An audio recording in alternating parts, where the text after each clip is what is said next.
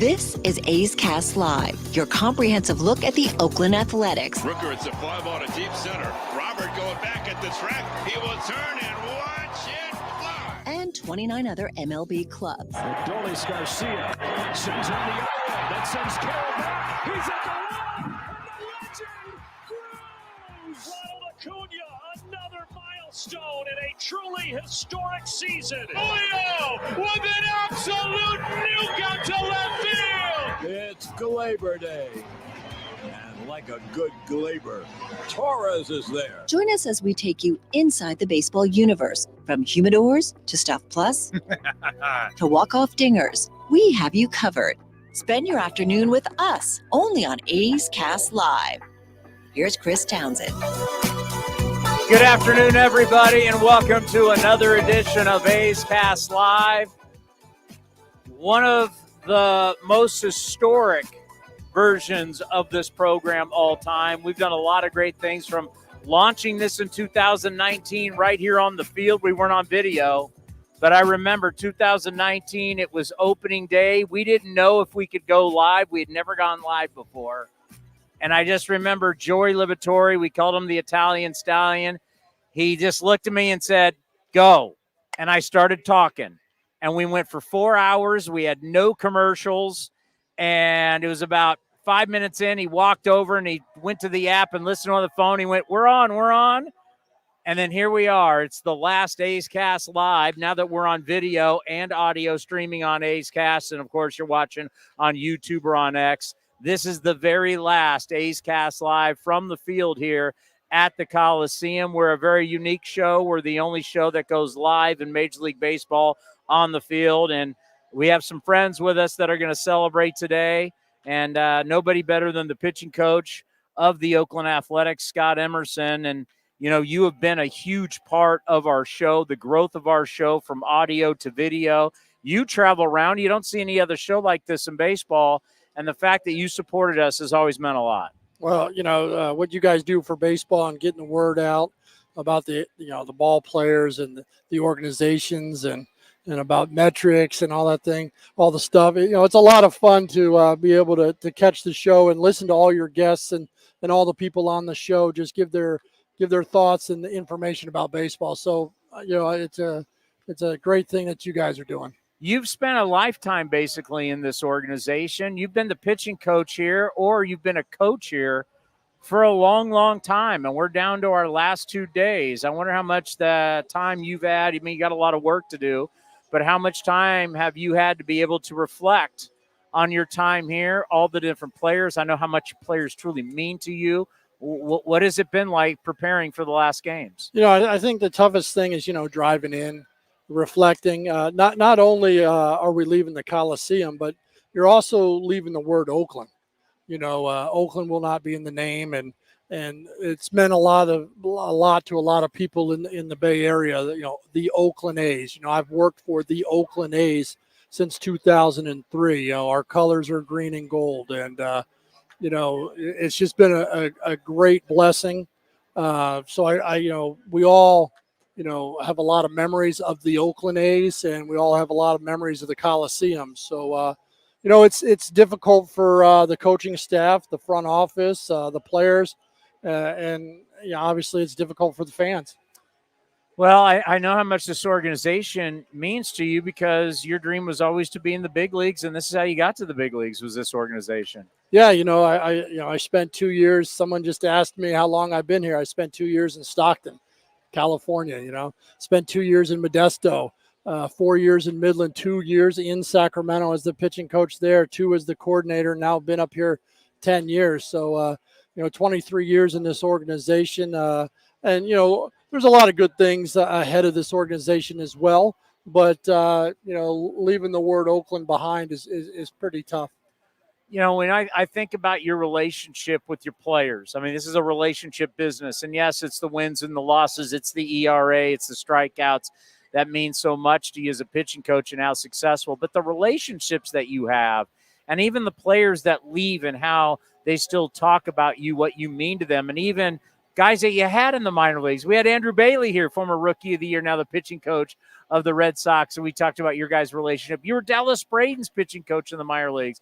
Just talk about how the relationships and what they mean to you and all the players all these years, especially the guys that were here with the Oakland Athletics. Yeah, and I always tell players it's hard for players to understand how important they are to coaches. Coaches want them to maximize their potential each and every day, not only on the field but off the field, and be the best person that they can possibly be on and off the field. So, for me, I'm caring for each player, on and off the field, and you're developing that relationship and that trust. And sometimes, it takes a while for players to want to trust.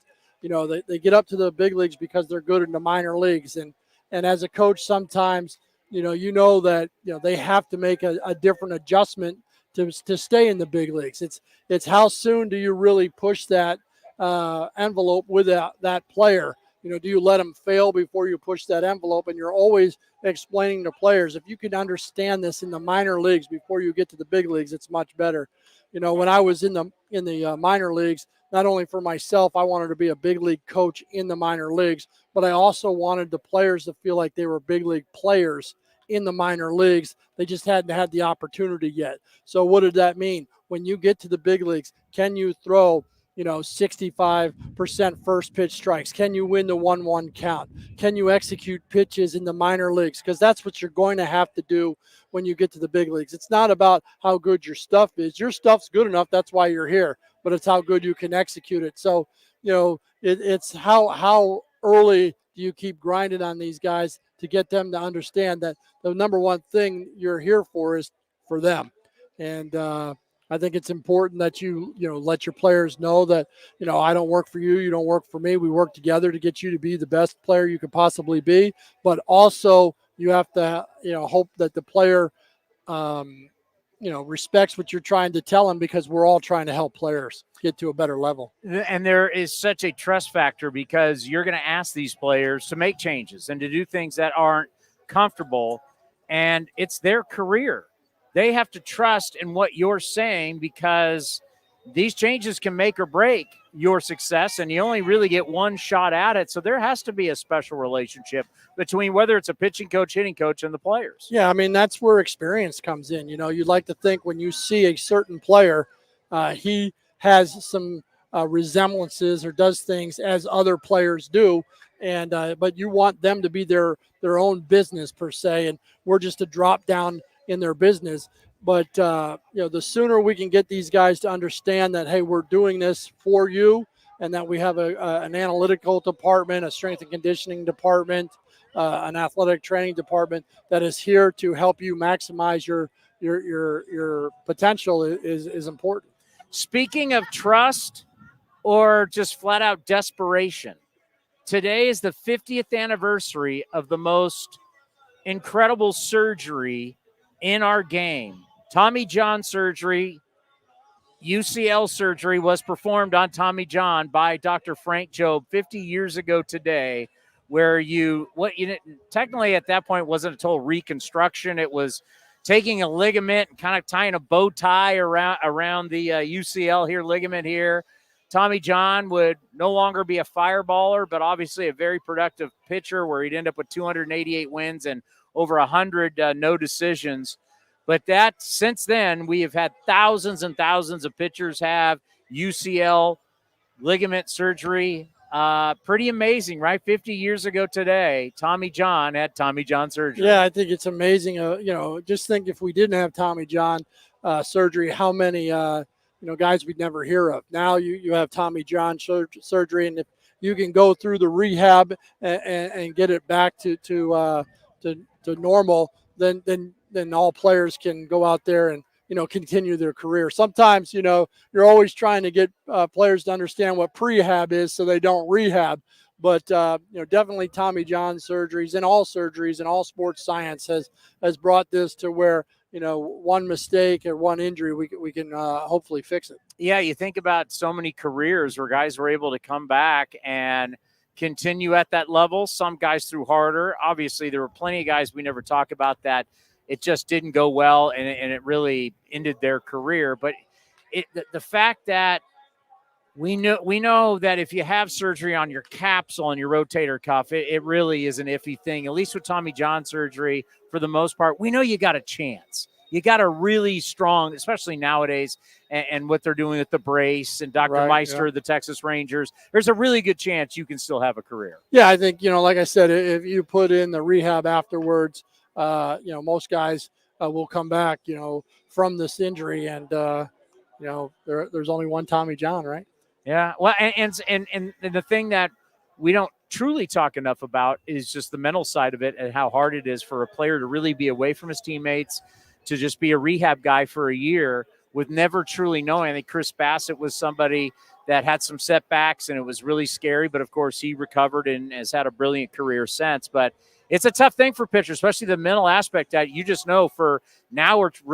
We tried rushing guys back like we did with knee surgeries and realized that was not smart. Now we know it's really 14 months. Let's have a year and a couple months. But that's a tough part when you're away from the team and you're just rehabbing for a year. Yeah, I think, the guys that go through the process, they start, thinking about their life, thinking about their career, thinking about, is my arm going to come back to where I can pitch at a high performance level? But like I said earlier, if these guys are dedicated to their rehab, we've seen a lot of good success out of it.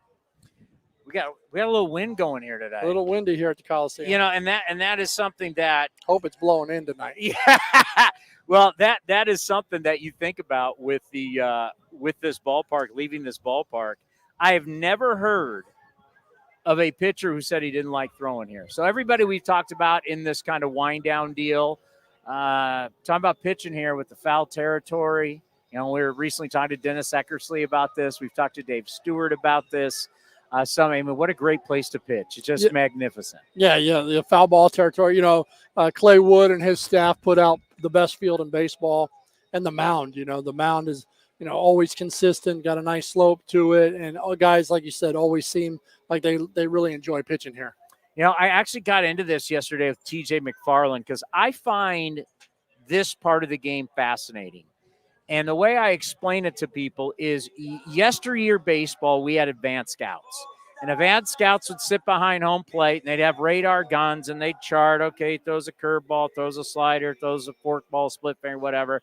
And then they'd take that information, and they'd give it to the front offices and the coaching staffs, and then guys like you would have paper that would say what the guy does. Completely different nowadays because we have video of everybody, the hitters, pitchers. There's no secrets anymore. I can look at every curveball you throw, every sweeper you throw, every fastball. I then got the StatCast data on how it performs. My point here is there's no secret. So what's interesting to me now is I have my strengths. I have what I'd like to do to get people out. But the problem is I start being predictable that way. And then the hitters know I'm predictable, and then they tee off. And it's vice versa with the hitters. I know where your weaknesses is. I know where your weakness. I know where your strengths are. I know what you like, what you don't like.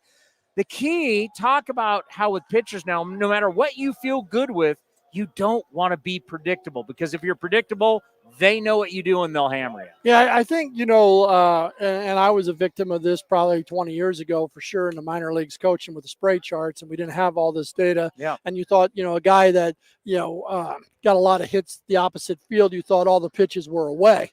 But if you look at all the data and all the information, the guys that keep their hands inside the ball really well, let's say Derek Jeter, and you throw Derek Jeter in, he actually was able to shoot the ball away a lot better. Inside-out swing. Yeah, so those guys, you look at the data now and say, okay, those balls inside, he takes the other way. We actually want to get his hands away from him a little bit more, maybe take the sting out of it. So, yeah, the predictability factor, like you said, when we put together, Dan Hubbs and I and our data team put together, the game plan, we're looking mostly at data. We don't have to look at swings as much anymore because the data is telling us what he can and can't hit and what locations he can and can't hit. So the swing factor isn't that big of a deal for me anymore because I know if the guy just can't hit balls up, I don't care what his swing looks like. He just can't hit balls up.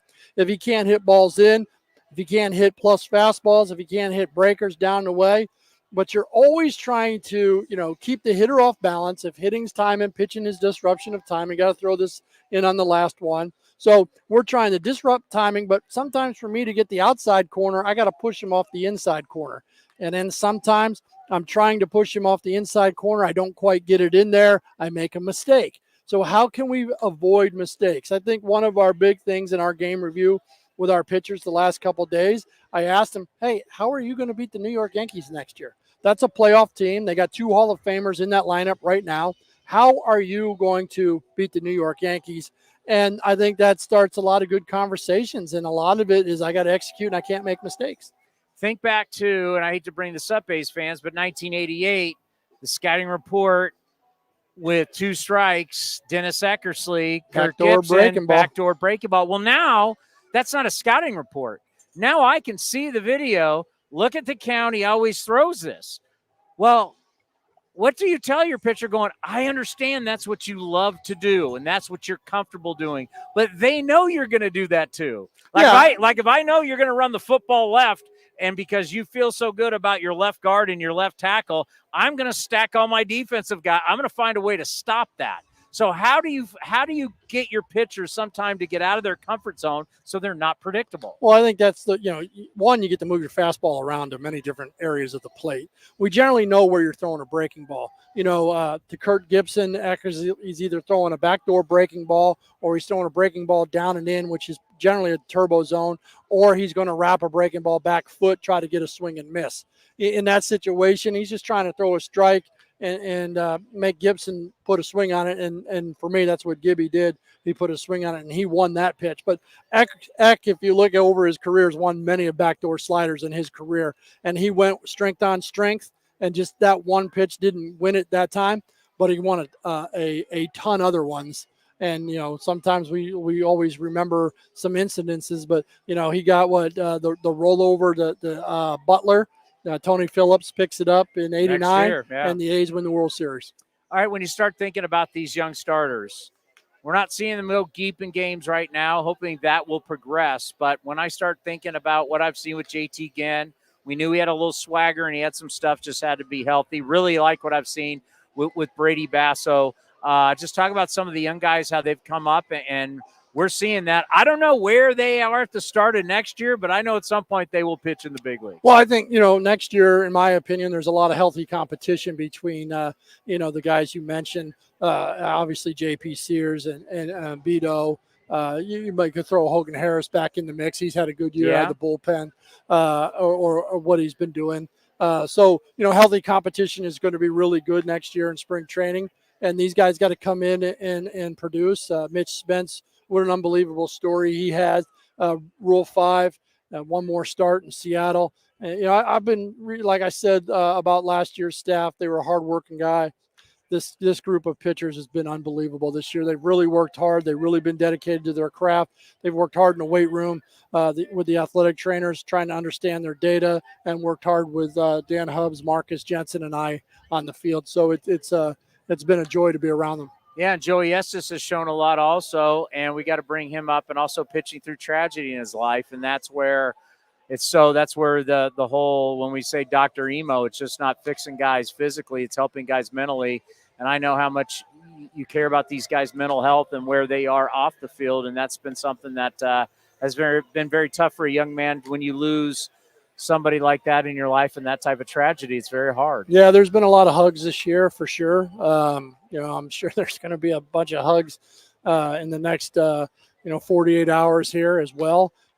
Joey's been great. I was looking up Greg Maddox's statistics, and he had a 5.5 plus earned run average his rookie season with the Cubbies. And it got me thinking about our guys. We threw a lot of rookies out there. We've started a lot of rookie guys, and they've had a sub-5 ERA for the most part this season. And sometimes you win, sometimes you learn. Hey, what did we learn from this season? In those meetings again, what are we going to go from good to great? How are we going to go from good to great? I don't want us to just be the same. What are you going to do in this offseason to take you from good to great? When I think about the staff, I mentioned this with David Forrest. I mentioned this with Mark Kotze. I like to give you guys a lot of credit because the last 2 years have been really hard. They've been really hard on everybody. But you guys, the amount of work that you put in with these players, and it's tough to put in all this work, and there's a lot of losses out there. We're hoping for 70. That's really the goal. Over 70 be great. But even if you don't win another game, we've seen a lot of progress. You're with those guys. You're with them. You have dinner. You have breakfast. You have lunch. You're on the bus together. You're on the planes together. This coaching staff is very, very close. You've known these guys for a long, long time. Not just yourself, but everybody on the coaching staff. How happy are you for the group and their mental health as we're talking about success? Success makes you feel a little better about what you're doing. Yeah, I just remember a few years ago, David Forrest, mentioned process to us, and I've really taken that to heart. Like each and every day is still a day to go out and be the best that we can and stick to the process. And the process is trying to win baseball games. Yeah. But also trying to get everybody one day better. How can we get every player in this organization one day better? Well, you guys have gotten better, no question. In the offseason, we'll let you go with this. We are going to do some special things this offseason with pitching because the ball, it's not a perfectly round ball because they're handmade. And then they're stitched. There's a lot of things that happen with the baseball and how it comes out of the hand and how the ball spins and flies through the air. And there's this thing that's in the middle of the earth that called gravity that brings the ball down. There's a lot of things. And how that Magnus force. And how different weather. Is it really humid? Is it really – and humidity, we always just think it's heat. It's not. It's just the wetness in the air. So places like Oakland, like San Francisco, like San Diego that are on the water have a lot of humidity even though it's not hot. It's just the wetness in the air. Well, how about the wind tunnel we had last night? Ferguson throws a pitch to Garcia, 19 inches of horizontal movement on a backdoor sinker. If you look at the game last night, Spence's best pitches, his cutter had a little bit hard time fighting the wind, where the right-handed sinker ballers, the ball was moving into the wind. So the wind does play a lot, and we get data on that as well. So, that's exciting. Versus pitching here below sea level and then going to mile high where you're a mile high up in the mountains in elevation. Yep. I mean, there's so many things with pitching that we just think about guys getting up there huffing and puffing and throwing 100 miles an hour and breaking off a big breaking ball. But a breaking ball here does not perform the same way it does down spring training in Mesa, Arizona. Exactly. Guys throwing sinkers that are sinker ballers in Arizona and even Las Vegas outdoors in our AAA ballpark. It's hard to gauge what their ball really does until they play in another ballpark that is comparable to your home ballpark. When you're in a dome situation, so I think about it's still Chase Field in Arizona, right? Chase Field, they call it, yeah. So if you're at Chase Field in Arizona and you got the roof going, the ball is different than when we play outside, whether it's at Scottsdale or Mesa. Yeah. Okay. And from what I understand, they water the field a lot, so it gets some humidity in the air. So anything we can do to keep that ball in the ballpark, right? I'm all for wind blowing in. So this offseason, we're going to do a special reports with Dr. Emo. You're going to explain it to us. We're going to have graphs. We're going to have pictures and kind of teach us, because we all need to be taught, because there's so much new lingo and so many new things going on in baseball that it can help us enjoy the game more and understand a little more when what you guys are working with or when certain broadcasters bring up certain terminology. We can go, that's what it is. I understand it, yeah. I will say this, Towny, 66 wins, I believe, in 17, 97, 36. We're looking to get better each and every year. It's going to be a fun off season, and we got to get through all of this, and we understand the emotion and everything through all this. And I know a lot of people don't want to hear a bunch of positive stuff, but I am definitely looking forward to spring training. I'm looking forward to the winter meetings because this team is on the rise. It's because of the effort of the front office, Mark Kotze, the staff, what you guys have done, and the players that they've collected. This is definitely something that is trending up.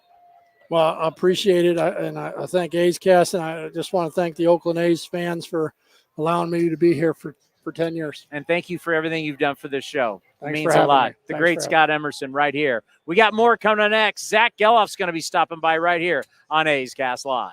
Paging Dr. Emo.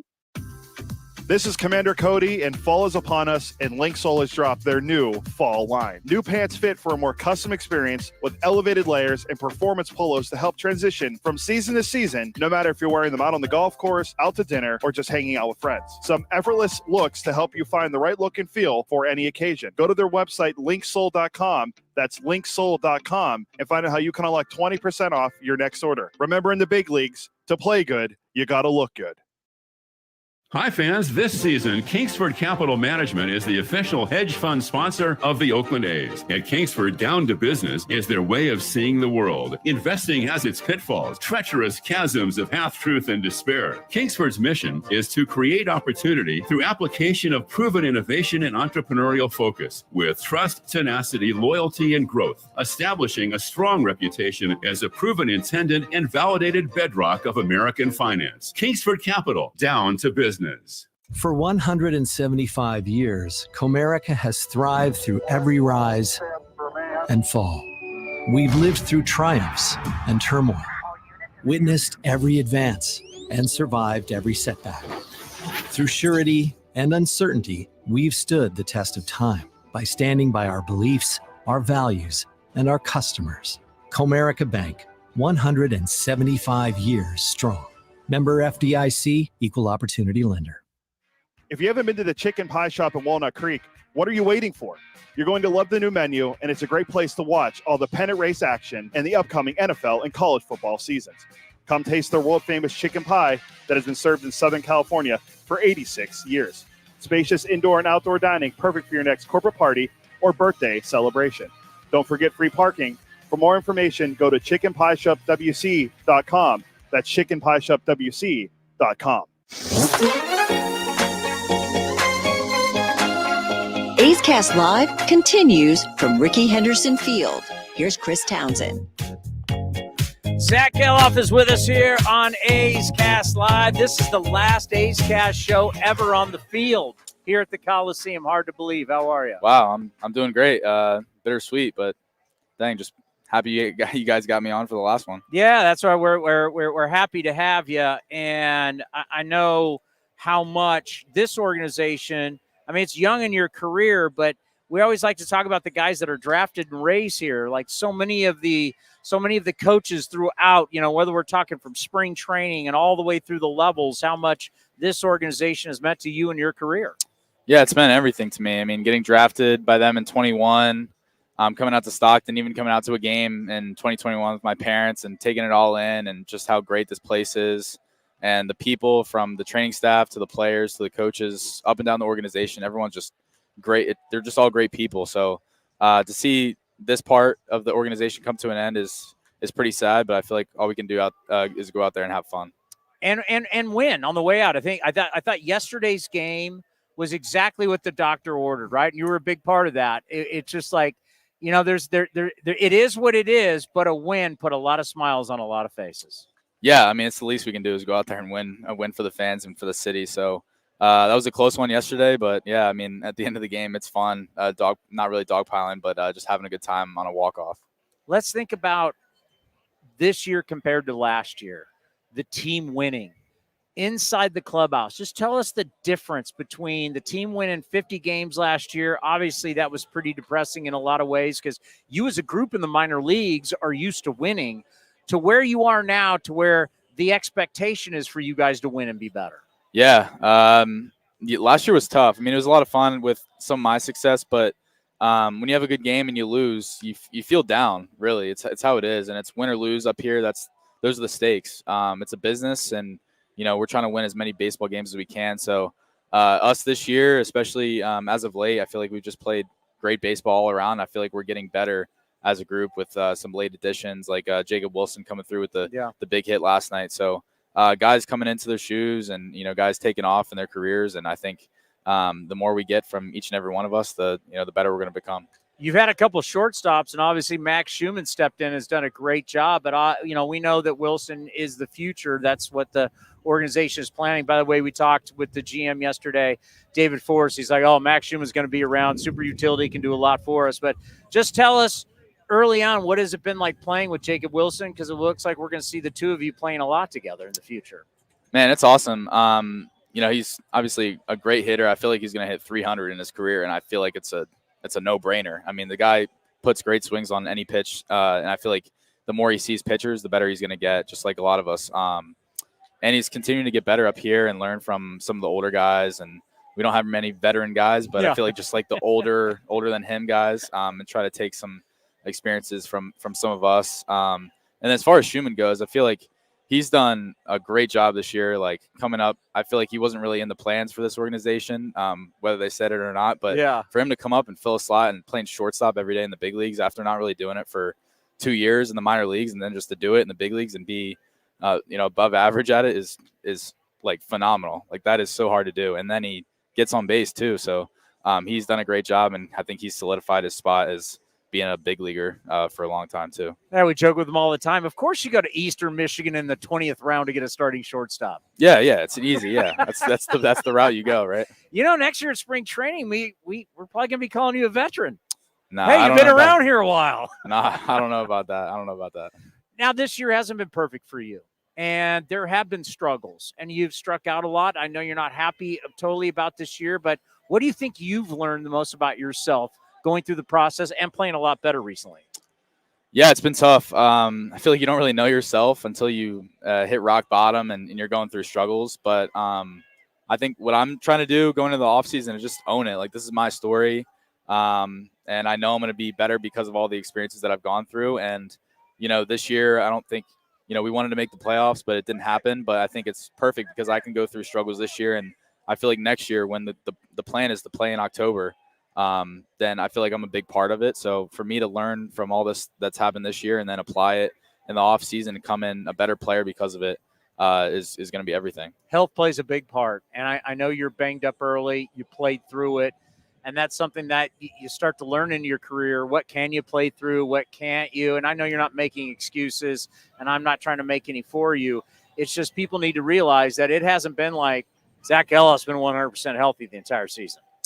Yeah, I mean, you could always make excuses. Like, I do truly believe that my swing did change after the oblique issue. And I think you can develop some bad habits too. But, I mean, at the end of the day, there's no excuses. I mean, I feel healthy and I'm ready to get after it. So, yeah, I mean, it's tough to go through injuries, but just like that experience is, something I learned from. So when you grow up with these guys, because you really grow up as young men, it's kind of like your college teammates in college, and then you get into pro ball, you guys grow up, and you're growing up with Lawrence Butler and Max Schumann, these guys in the minor leagues. So just watching Lawrence Butler go down, he struggled, he went down, and watch him come back up and play the way he did. I know how close you guys are. Just how happy are you for him? I'm so happy for him, man. He's such a happy go-getter guy. And to see him pretty down on himself earlier in the year when he's struggling was tough to see. And obviously I've had some big struggles this year, but I feel like he's handled it. He knows how to handle struggles better now because of that experience. And I think coming back, that probably made him even a better player because of it, because of the things he's gone through earlier in the year, and he can learn from it. And then the other thing too is next year, 2 years later, and guys like Jacob Wilson comes up, and we can pull from experiences that they can learn from. And then, maybe they don't have to go through it, and we can just all be a better group because of it. So, so happy for him.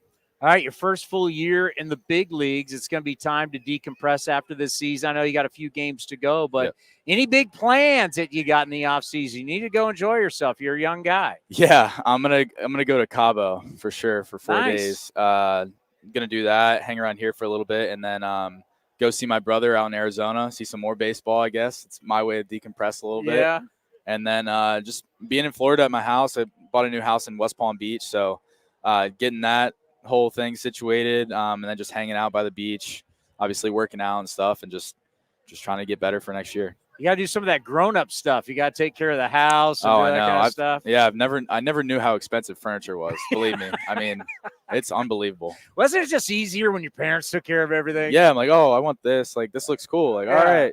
Yeah, but like, we'll think about it. Like, now it's like, oh, I don't think we need that, but it's part of the experience. It's all fun. And good for your career too. Your parents, that the support system that you have around you is a big part of who you are. Yeah, I really don't think I would have made it through this year without this support group on the team, as well as my parents too. I mean, going through the struggles, it's hit rock bottom a few times this year. It's really tough because it's the biggest stage, and I want to do so well, not for just myself, but I feel like if the difference between a win and a loss is on me, I'll put a lot of that on myself, and just you got to take it a little bit lightly too and give yourself some credit. Yeah, you played a lot better lately. I mean, that's got to feel good. Yeah, it feels good. The strikeouts are still up, but I think right now you just got to focus on just the city and the fans and just taking this all in and just try to win a baseball game, because it's bigger than a few strikeouts. It's about winning the game, and I mean, this Coliseum's been here since 1968. 68. A lot of history here, and you feel it every day when you step on the field. So bittersweet for the end of the season, but hopefully we can end up with a few more wins. And let's end on this. I think for all of you, a big accomplishment after only 50 wins last year, getting to 70 wins. Yeah, that'd be crazy. I don't know what the over-under was for our wins this year. But, you've gone way past it. Oh, okay. Yeah. Okay, cool. Yeah, I mean, I think we're past, we're exceeding expectations for sure, but I think within our group, we feel like we're right where we're supposed to be, and expect even more from ourselves next year. Well, I'll tell all of you, and I've told you before, and I'll tell you what I tell him. Don't forget, you're going to be a star. Don't Appreciate ever forget that. I've been around some of the great talents in football, basketball, baseball. Kid, you got it. Keep that confidence. And we'll be talking about this for years to come. But, yeah, everybody struggles, right? You have some struggles, but it's how you overcome those struggles, and you're going to have a fantastic career, and I can't wait to watch. I appreciate it. It's going to be a fun journey, and struggles are part of it, but it's just what makes life great sometimes. So we always appreciate the time. Enjoy your off season. We'll be checking in with you in the off season, seeing how the beach and the house and the new furniture is going. Yeah, and then before you know it, we'll be down at spring training. We got more coming up next right here on A's Cast Live. Hey, Oakland A's fans, step up to the plate with Xfinity Internet. Get the fastest speeds and low-lag streaming for an incredible viewing experience that knocks it out of the park. And you'll have a consistent connection with reduced buffering and freezing, so you can stay in all the action inning after inning. When it's game time, make sure to catch it all with internet that's powerful and reliable. Stream sports from the best seat in the house with Xfinity, because it's only live once. Actual speeds vary and not guaranteed. Many factors affect speed. For factors affecting speed, visit xfinity.com/network management. This is the place where you can dance like nobody's watching, win like nobody's business, and get away like you mean it. So what are you waiting for? Come join the party. Take that evening out and make it a night you'll never forget. This kind of action can't be beat. For 175 years, Comerica has thrived through every rise and fall. We've lived through triumphs and turmoil, witnessed every advance, and survived every setback. Through surety and uncertainty, we've stood the test of time by standing by our beliefs, our values, and our customers. Comerica Bank, 175 years strong. Member FDIC, Equal Opportunity Lender. This is Chris Townsend, and it is summertime. You want to look your best, and I can't tell you how excited I am. Commander Cody, we've got our new shipment from Link Soul, all the summer gear. So whether you're playing golf or you're going out for dinner, you're hanging out with your buddies, or you're going to the beach, go see our friends at linksoul.com. And right now they have an offer where you can get 20% off. Go to linksoul.com. Remember, in the big leagues, look good, play good. Hi, fans. This season, Kingsford Capital Management is the official hedge fund sponsor of the Oakland A's. At Kingsford, down to business is their way of seeing the world. Investing has its pitfalls, treacherous chasms of half-truth and despair. Kingsford's mission is to create opportunity through application of proven innovation and entrepreneurial focus with trust, tenacity, loyalty, and growth, establishing a strong reputation as a proven intendant and validated bedrock of American finance. Kingsford Capital, down to business. With the sunshine returning, it's time for golf, and more golf at Cinnabar Hills Golf Club. Cinnabar Hills is also your destination for great food with their beautiful renovated restaurant and quality craft beer selection at their full bar. Featuring a grass driving range and 27 championship caliber holes, Cinnabar Hills Golf Club is the best public course in the Bay Area. For more information, go to cinnabarhills.com. That's cinnabarhills.com. Ever wondered what a 30-foot tall pistachio looks like? a giant redwood, or Big Sur, Chevron with Techron will be there to help you see them and tons of other places you have to see to believe. Because with unbeatable mileage and a clean engine, cars feel great. So next time you want to fill up on a little adventure, an awkward family photo, fill up at Chevron's along the way. Your car and your memories will thank you. Chevron with Techron, fueled by possibility. If you're looking for a new mattress, Nest Bedding has you covered. Sleep on the same mattress Hall of Famer Ricky Henderson sleeps on. Nest Bedding is the #1 brand of online mattresses and the Bay Area's favorite mattress store. Take home the Easy Breather pillow. The New York Times calls it their #1 pick. You can navigate their easy-to-use website, nestbedding.com. That's nestbedding.com. Green and gold fans, use the coupon code Oakland, and you'll get 10% off your entire order. Nest Bedding. Love where you sleep. If you're looking for a great place to eat and watch games, go see our friends at the Chicken Pie Shop of Walnut Creek. The Chicken Pie Shop is one of the hottest restaurants in Walnut Creek. You're not going to find a better menu, and come try their world-famous chicken pie that has been served in Southern California for 86 years. Spacious indoor and outdoor dining, perfect for your next private party or corporate event.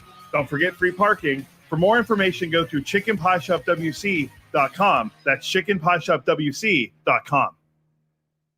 And the underdogs, Oakland Athletics, win their first championship since they were in Philadelphia in 1930. Hi, I'm Raleigh Fingers, Hall of Famer, three-time World Series champion with the Oakland A's and World Series MVP. Winning takes teamwork, skill, and heart. So when you need an ace for a personal injury lawyer that will win you the game, go with the winning team. Call Venardi Zerata at 833-VZ-FOR-ME or go to vzlawfirm.com. Venardi Serrata, the official injury law firm of the Oakland A's. Like sports, business is about winning. Championship decisions are business decisions based on what it takes to help your company win. And that's why there's UBO Business Services, specializing in helping you win every day by streamlining workflows, managing documents, and providing the best-in-class office technology. Make your championship decision with UBO Business Services. Visit them at ubeo.com. That's ubeo.com. The A's YouTube page is your go-to destination for A's video content. Get access to great highlights, exclusive behind-the-scenes content, classic games, A's Cast Live, and more. Visit youtube.com/athletics. Hey, Oakland A's fans, step up to the plate with Xfinity Internet. Get the fastest speeds and low-lag streaming for an incredible viewing experience that knocks it out of the park. And you'll have a consistent connection with reduced buffering and freezing, so you can stay in all the action inning after inning. When it's game time, make sure to catch it all with internet that's powerful and reliable. Stream sports from the best seat in the house with Xfinity, because it's only live once. Actual speeds vary and not guaranteed. Many factors affect speed. For factors affecting speed, visit xfinity.com/network management. This is the place where you can dance like nobody's watching, win like nobody's business, and get away like you mean it. So what are you waiting for? Come join the party. Take that evening out and make it a night you'll never forget. This kind of action can't be beat. For 175 years, Comerica has thrived through every rise and fall. We've lived through triumphs and turmoil, witnessed every advance, and survived every setback. Through surety and uncertainty, we've stood the test of time by standing by our beliefs, our values, and our customers. Comerica Bank, 175 years strong. Member FDIC, Equal Opportunity Lender. This is Chris Townsend, and it is summertime. You want to look your best, and I can't tell you how excited I am. Commander Cody, we've got our new shipment from Link Soul, all the summer gear. So whether you're playing golf or you're going out for dinner, you're hanging out with your buddies, or you're going to the beach, go see our friends at linksoul.com. And right now they have an offer where you can get 20% off. Go to linksoul.com. Remember, in the big leagues, look good, play good. Hi, fans. This season, Kingsford Capital Management is the official hedge fund sponsor of the Oakland A's. At Kingsford, down to business is their way of seeing the world. Investing has its pitfalls, treacherous chasms of half-truth and despair. Kingsford's mission is to create opportunity through application of proven innovation and entrepreneurial focus with trust, tenacity, loyalty, and growth, establishing a strong reputation as a proven intended and validated bedrock of American finance. Kingsford Capital, down to business. You're listening to A's Cast Live. Here's Chris Townsend. Well, I'm sitting here and I'm looking into the stands and everybody's waving to Road Trip Mike here. It's like everybody, it's almost like you're a player now, Road Trip. No. I just love this team. You know, you guys have been so good with what you've done with A's Cast. It's put me in this spot. Okay. Today at lunch, a family from Missouri had listens to A's Cast, came out and wanted a picture with me. And then they said, make sure you say hi to Towny for us from Missouri. And I was like, you got it, my friend. Yeah. I mean, the fact that you run into people, because he's traveling to every single road game, and you run into people everywhere around the country who are listening to A's Cast. People who, whether they grew up in the Bay Area or they didn't, or there's A's fans, baseball fans. It's great of all the different people that you run into everywhere that are listening to A's Cast. Well, I'll tell you, I'm very humbled. But the fact that they listen to A's Cast and they care about the A's, and it's all over, and it shows with our attendance at different ballparks, I say. Yeah. You know, and everybody wants to come up and say this player, that player, and everything. And it's never about the other stuff. It's always about the players. Yeah. And that's what we want to talk about. Like those fans right up there. Yeah. You know what? All they're doing is touching their heart, because that's what this means to them, is the feeling of togetherness. And you're the one, the capitalist of it.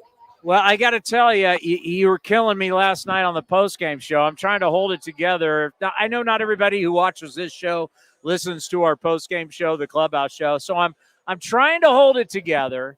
We've got two more really emotional shows, one tonight, and then, of course, the final one. I'm trying to hold it together, and you call into the show, and then you start breaking down on me on the show, which causes me to break down on the show, and I'm trying to hold it together. Well, I'll tell you. That trip to Napoli really brought it home for me. Yeah. And it brought how much this Coliseum, the fans, the A's Cast listeners, Greg and Slow, Matt, we talk on the phone, and I've tried to be strong for them. When you're not there, I try to be strong for them. And we're at the point now, we're just letting it flow. Just let it flow, get it out of our system, come together as one, and be the family that we are. Yeah, it's going to be hard, and especially with all the callers who are going to be calling in, 833-625-2278 after these games. It's okay. It's okay to break down. It's okay to cry.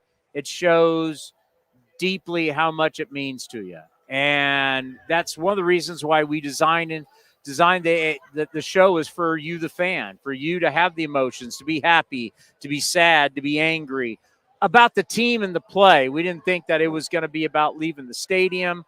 We thought that for the most part, it'd be talking about moving into a new stadium here in Oakland, but obviously that is not how this is going down. But the show is going to continue next year, once we move up to Sacramento. But the show has always been for the fans, and it will continue to be for the fans. So we'll be here for you. Going to be doing it after the game all the way through Sunday. Won't be easy, but like I said last night, we'll do it together. But the one thing we have, the teams like the White Sox and some of the others don't have, is we've got a future here. Yeah. We've got young kids that are good athletes, great ball players, and spring training is going to be phenomenal. So after the hurt, we have a way to heal. And I am looking so forward to spring training and just seeing those guys come out, seeing the families and us coming together in Sacramento.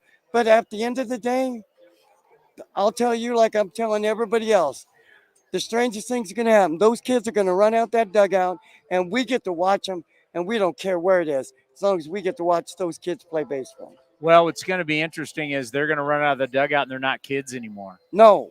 Yeah, no. It's going to like looking at Zack Gelof from when the first time. No. Cody, when were we in at the San Jose Giants Stockton Ports game at Ooh, the stadium that I built there in the South Bay. I mean, he was playing third base still, so that was, He was a third. Yeah, 2022. Zack Gelof was a third baseman. Wow. And and looking at the size, and like then he was like, okay, he's got some size. He's out of college.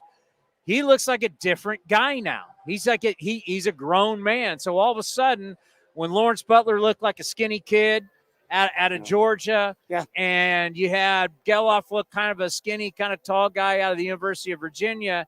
I mean, these are grown men now, so it's not like they're going to be kids running out of that dugout anymore. I know, and I just my age of being 58. That's why I call them kids. But you know what? When I saw Lawrence at AA, I knew that Lawrence was going to be something. And seeing him at AAA, I mean, and it's phenomenal. And it's funny because I was on the phone with his dad earlier today. Yeah. Right? We're texting. And Did you tell him he needs to go opposite field a little more? I told him, I said, hey, we got to do something about these doubles. You know, we need 2 more stolen bases for 2020, and Lawrence really wants it. And I said, so I'm going to go, I'll run out on the field, trip him, so he has to stay at first base. And Lawrence's dad just started laughing. And by the way, he makes the best ribs. Lawrence's dad has some awesome ribs. Why didn't we get this guy? You say you got all the data, Commander. Why does he got this kind of data and you don't? So are those the ribs you were talking about earlier when we had a phone conversation? Yes. Okay. Yes. Because Lawrence was eating your ribs on the field, and I was like, where did he asked me where we got them from. Yeah. Problem is his dad lives in Florida, right? Yeah. And I invited him out for an evening on the 1st and stuff. And but I go, I'll accept your absence since you're coming all the way from Florida. You know, I understand. So we're gonna have to make a trip to Florida. Oh yeah, a lot of good golf in Florida. Lots of good golf. A lot of good. And by the way, I've had some great times in Florida. Oh, Miami. Yeah, I have within Tampa. 100 miles of Gainesville. I have 8 people I was stationed with in the military. Yeah, we all get together still. You know, so Florida to me is a great time. I got a little loose in Fort Lauderdale one time. I've had some good times in Florida. Oh, yeah. Orlando. Oh yeah. Mm-hmm. Gainesville. I have a friend that lives in Fort Lauderdale. All right, everybody road trip. We're going to Florida. We're getting some ribs. That's it. I'll call him and let him know. All right, appreciate you coming down. I appreciate the gift. Road trip. I'm not going to let you make me cry on the field, but Khalil Mack, as everybody knows, I used to work for the Raiders. Used to interview Khalil Mack all the time. This is your jersey for when you were doing the flag. And you got trampled underneath holding you're supposed to let the flag go. I was supposed to let the flag go, but I let it drag me on both sides. And so I have stains from the stadium here when the Raiders were here on a Khalil Mack jersey. Yeah, you can see the stains. And I wanted to make sure that my friend Towny could say, I have one more item from the Raiders. Because you know what? That's what this friendship and family is about. It's sharing with one another. And I can't thank you enough for what you've done. Yeah, we're going to need to let go, my friend. All right, right, we're going to have to let go. We will. We'll be all right. Yep. We'll do it together. All righty. I will talk to you in the post-game show. Most definitely. Thank you, Towny. All right, we got more coming up next right here on A's Cast Live. This is Commander Cody, and fall is upon us, and Linksole has dropped their new fall line. New pants fit for a more custom experience with elevated layers and performance polos to help transition from season to season, no matter if you're wearing them out on the golf course, out to dinner, or just hanging out with friends. Some effortless looks to help you find the right look and feel for any occasion. Go to their website, linksole.com. That's linksole.com, and find out how you can unlock 20% off your next order. Remember, in the big leagues, to play good, you got to look good. For 175 years, Comerica has thrived through every rise and fall. We've lived through triumphs and turmoil, witnessed every advance, and survived every setback. Through surety and uncertainty, we've stood the test of time by standing by our beliefs, our values, and our customers. Comerica Bank, 175 years strong. Member FDIC, Equal Opportunity Lender. Being a Chevron car these days has been quite the adventure. Miami to Seattle, ocean to ocean. I've stopped at so many states and collected so many bumper stickers. Sometimes I feel like a moving passport book. It's just so great what I can do with Chevron with Techron, because it gives me unbeatable mileage and keeps my engine clean. Plus, there are so many chevrons along the way. Now the only thing I'm worried about is where to go next and where to put all my new bumper stickers. Chevron with Techron, fueled by possibility. If you haven't been to the Chicken Pie Shop in Walnut Creek, what are you waiting for? You're going to love the new menu, and it's a great place to watch all the pennant race action and the upcoming NFL and college football seasons. Come taste their world-famous chicken pie that has been served in Southern California for 86 years. Spacious indoor and outdoor dining, perfect for your next corporate party or birthday celebration. Don't forget free parking. For more information, go to chickenpieshopwc.com. That's chickenpieshopwc.com. Hey, Oakland A's fans, step up to the plate with Xfinity Internet. Get the fastest speeds and low-lag streaming for an incredible viewing experience that knocks it out of the park. And you'll have a consistent connection with reduced buffering and freezing, so you can stay in all the action inning after inning. When it's game time, make sure to catch it all with internet that's powerful and reliable. Stream sports from the best seat in the house with Xfinity, because it's only live once. Actual speeds vary and not guaranteed. Many factors affect speed. For factors affecting speed, visit xfinity.com/network management. Nestled in the hills of San Jose, minutes from Silicon Valley, Cinnabar Hills Golf Club offers 27 holes of championship golf, first-class pro shop, practice facility, and great food in the grill. This time of year also means family and business get-togethers. Let the folks at Cinnabar Hills make your event unforgettable while enjoying their award-winning venue. It's all there for you. Championship golf, a great space for any events, and incredible food. See it all at CinnabarHills.com. That's CinnabarHills.com. Hi, fans. This season, Kingsford Capital Management is the official hedge fund sponsor of the Oakland A's. At Kingsford, down to business is their way of seeing the world. Investing has its pitfalls, treacherous chasms of half-truth and despair. Kingsford's mission is to create opportunity through application of proven innovation and entrepreneurial focus with trust, tenacity, loyalty, and growth, establishing a strong reputation as a proven intendant and validated bedrock of American finance. Kingsford Capital, down to business. This is the place where you can dance like nobody's watching, win like nobody's business, and get away like you mean it. So what are you waiting for? Come join the party. Take that evening out and make it a night you'll never forget. This kind of action can't be beat.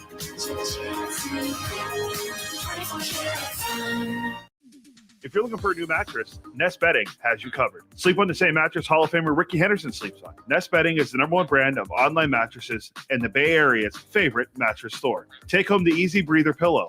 The New York Times calls it their #1 pick. You can navigate their easy-to-use website, nestbedding.com. That's nestbedding.com. Green and Gold fans, use the coupon code Oakland and you get 10% off your entire order. Nest Bedding, love where you sleep.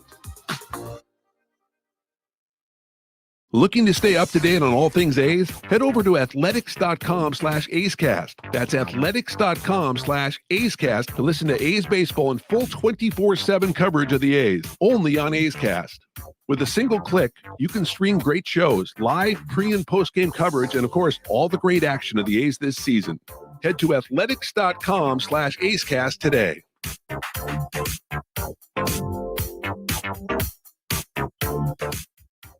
For 175 years, Comerica has thrived through every rise and fall.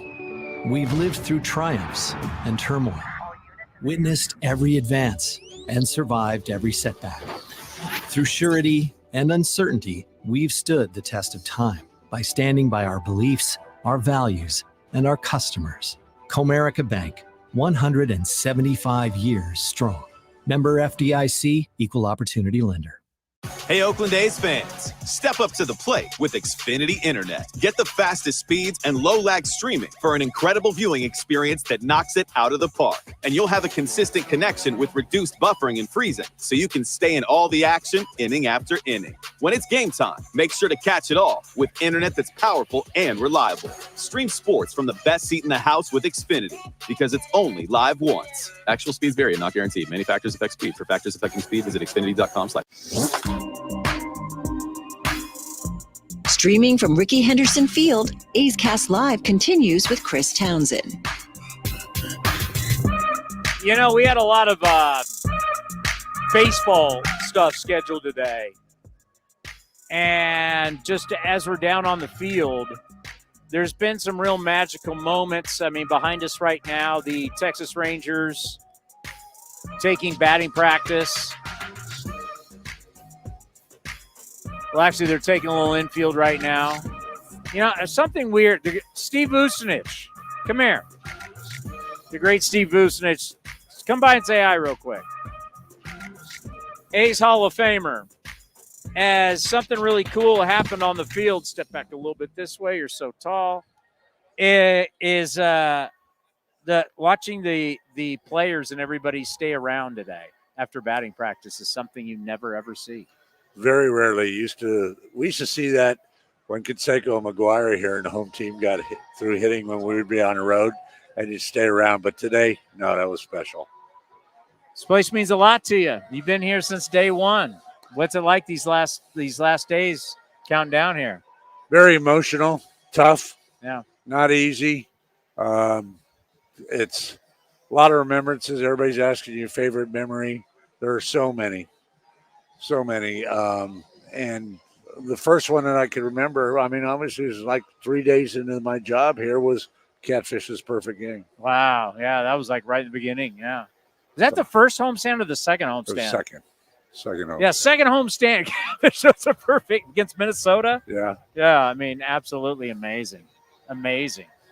Yeah, it's been pretty incredible. I mean, you've had an incredible ride. I mean, now basically, I know you're retired, but as an A's Hall of Famer, you know, coming back, you've been basically like the true A's historian on because you've been here for so long, so many memories, so many relationships, all the managers, all the players, all the coaches, all the front office. You know where all the bodies are buried. It's right over here at third base.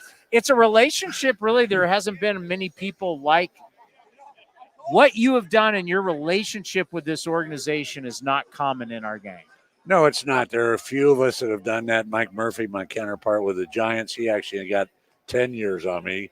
He retired last year. But, there are a few of us the last 20, 30 years, but 54, that's kind of above the norm. You know what? Like I said, I knew where the bodies were buried, and they couldn't get rid of me. No, they can't get rid of you. Do you think some of the brightest times you've ever had in your career was coming on A's Cast Live? Oh, absolutely. Like, forget Joe DiMaggio, forget winning World Series. I mean, it's All-Star game. All-Star. It's being honored around the league when you were retiring. It's coming on this show. Oh, absolutely. You know why? Because you make sense. Some of these other people don't.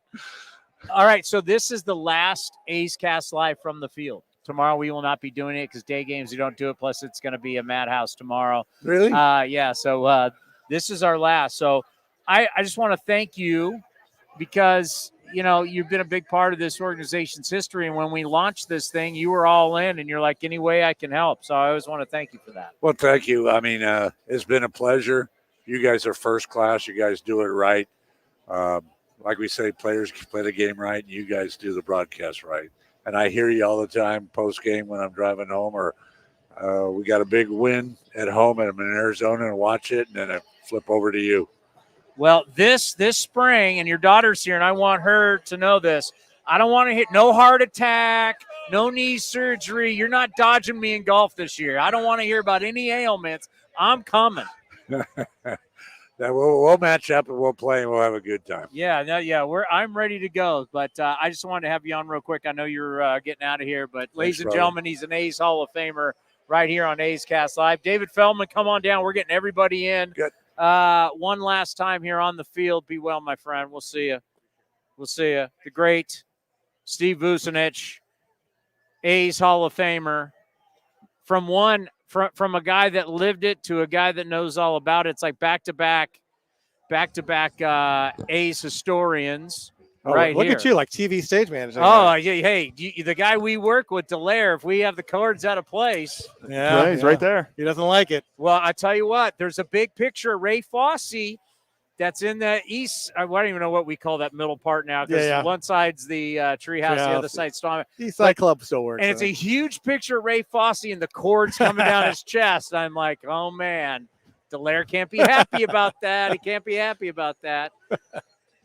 How are you? This has been a much harder week than I thought. Much more emotional than I thought. You know, I knew it was going to be sad and everything, but it's just certain things come up and it's like, oh my God, it's just heartbreaking. And it's, you know, as you've talked to everybody, I mean, this baseball team, the athletics is going to go on. Yeah. Still the A's. They're still going to be playing games. But it's what was built here in Oakland in the Coliseum that ends. And it's this community and it's this fan base and these characters. You know, I see certain people in the stands that I've seen forever, and it's just that's when it hits me. That's what I'm really going to miss. Yeah, I mean, we've had people coming down today, and just, you know, you think of all the years doing this, and, you know, Friday was really hard because I opened the treehouse, and I was in the treehouse every game, and then, like, this was the last broadcast in the treehouse.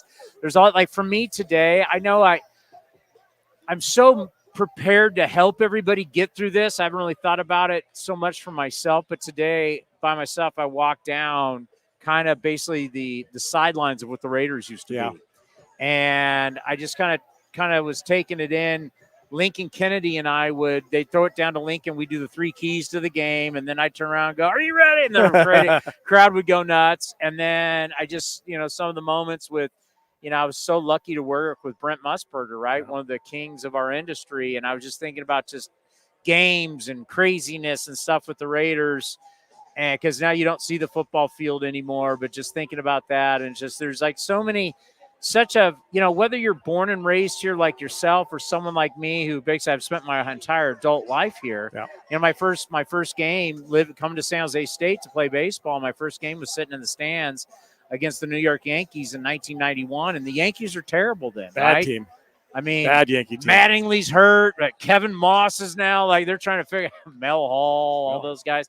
And because I wanted to see American League baseball coming from San Diego, so I always came here. I never went to Candlestick Park because I want to see American League baseball because I'd seen National League baseball. So, and there's a good part of my adult life, especially in my career, has been in this stadium. And then for both of us, more for you than me, but also doing Warriors. Yeah. I figured it out.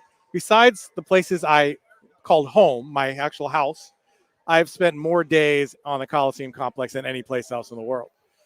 Starting when I was a kid, coming to my first game here in 1973, to coming to every game as a fan when I was in high school, and then working A's games, working Warrior games. It's just my home away from home. It's the place that I know. And, you know, like a lot of people who've worked here in these last few weeks, is walking around the stadium, taking the time to look at the different places, go back into the East Side Club, look at the photos, look at some of the things that the stadium's about, walk the field, walk the upper deck. I want to take it all in. I don't know if I'll ever be back here. So I want to not forget it, take photos and everything else. And just the memories for me, my family, coming here. I was standing by third base right over here. And I remember coming to a game with my dad. This was 1975. And he says, look at Sal Bando. He says, look how he's crouched at third base. You see how he's crouched? That's where he can go on his feet any direction. Sure enough, ball's hit right to him, makes a great play. I mean, it's in my mind, my memory. Also in that game, I remember asking my dad, it was the A's Yankees. They're playing Catfish Hunter, was pitching for the Yankees. And I asked my dad, do you think Reggie will hit a home run today? And my dad goes, well, you never know. First time up, Reggie hits one out. Off Catfish? Off Catfish. Second time up, Reggie hits one out. 2 homers off him. Third time up. And this is the one that stuck with me. A slow roller to third base, and he beats it out for a base hit. I mean, that was Reggie, right? This is the power and speed Reggie. This is Reggie in his prime. Unreal.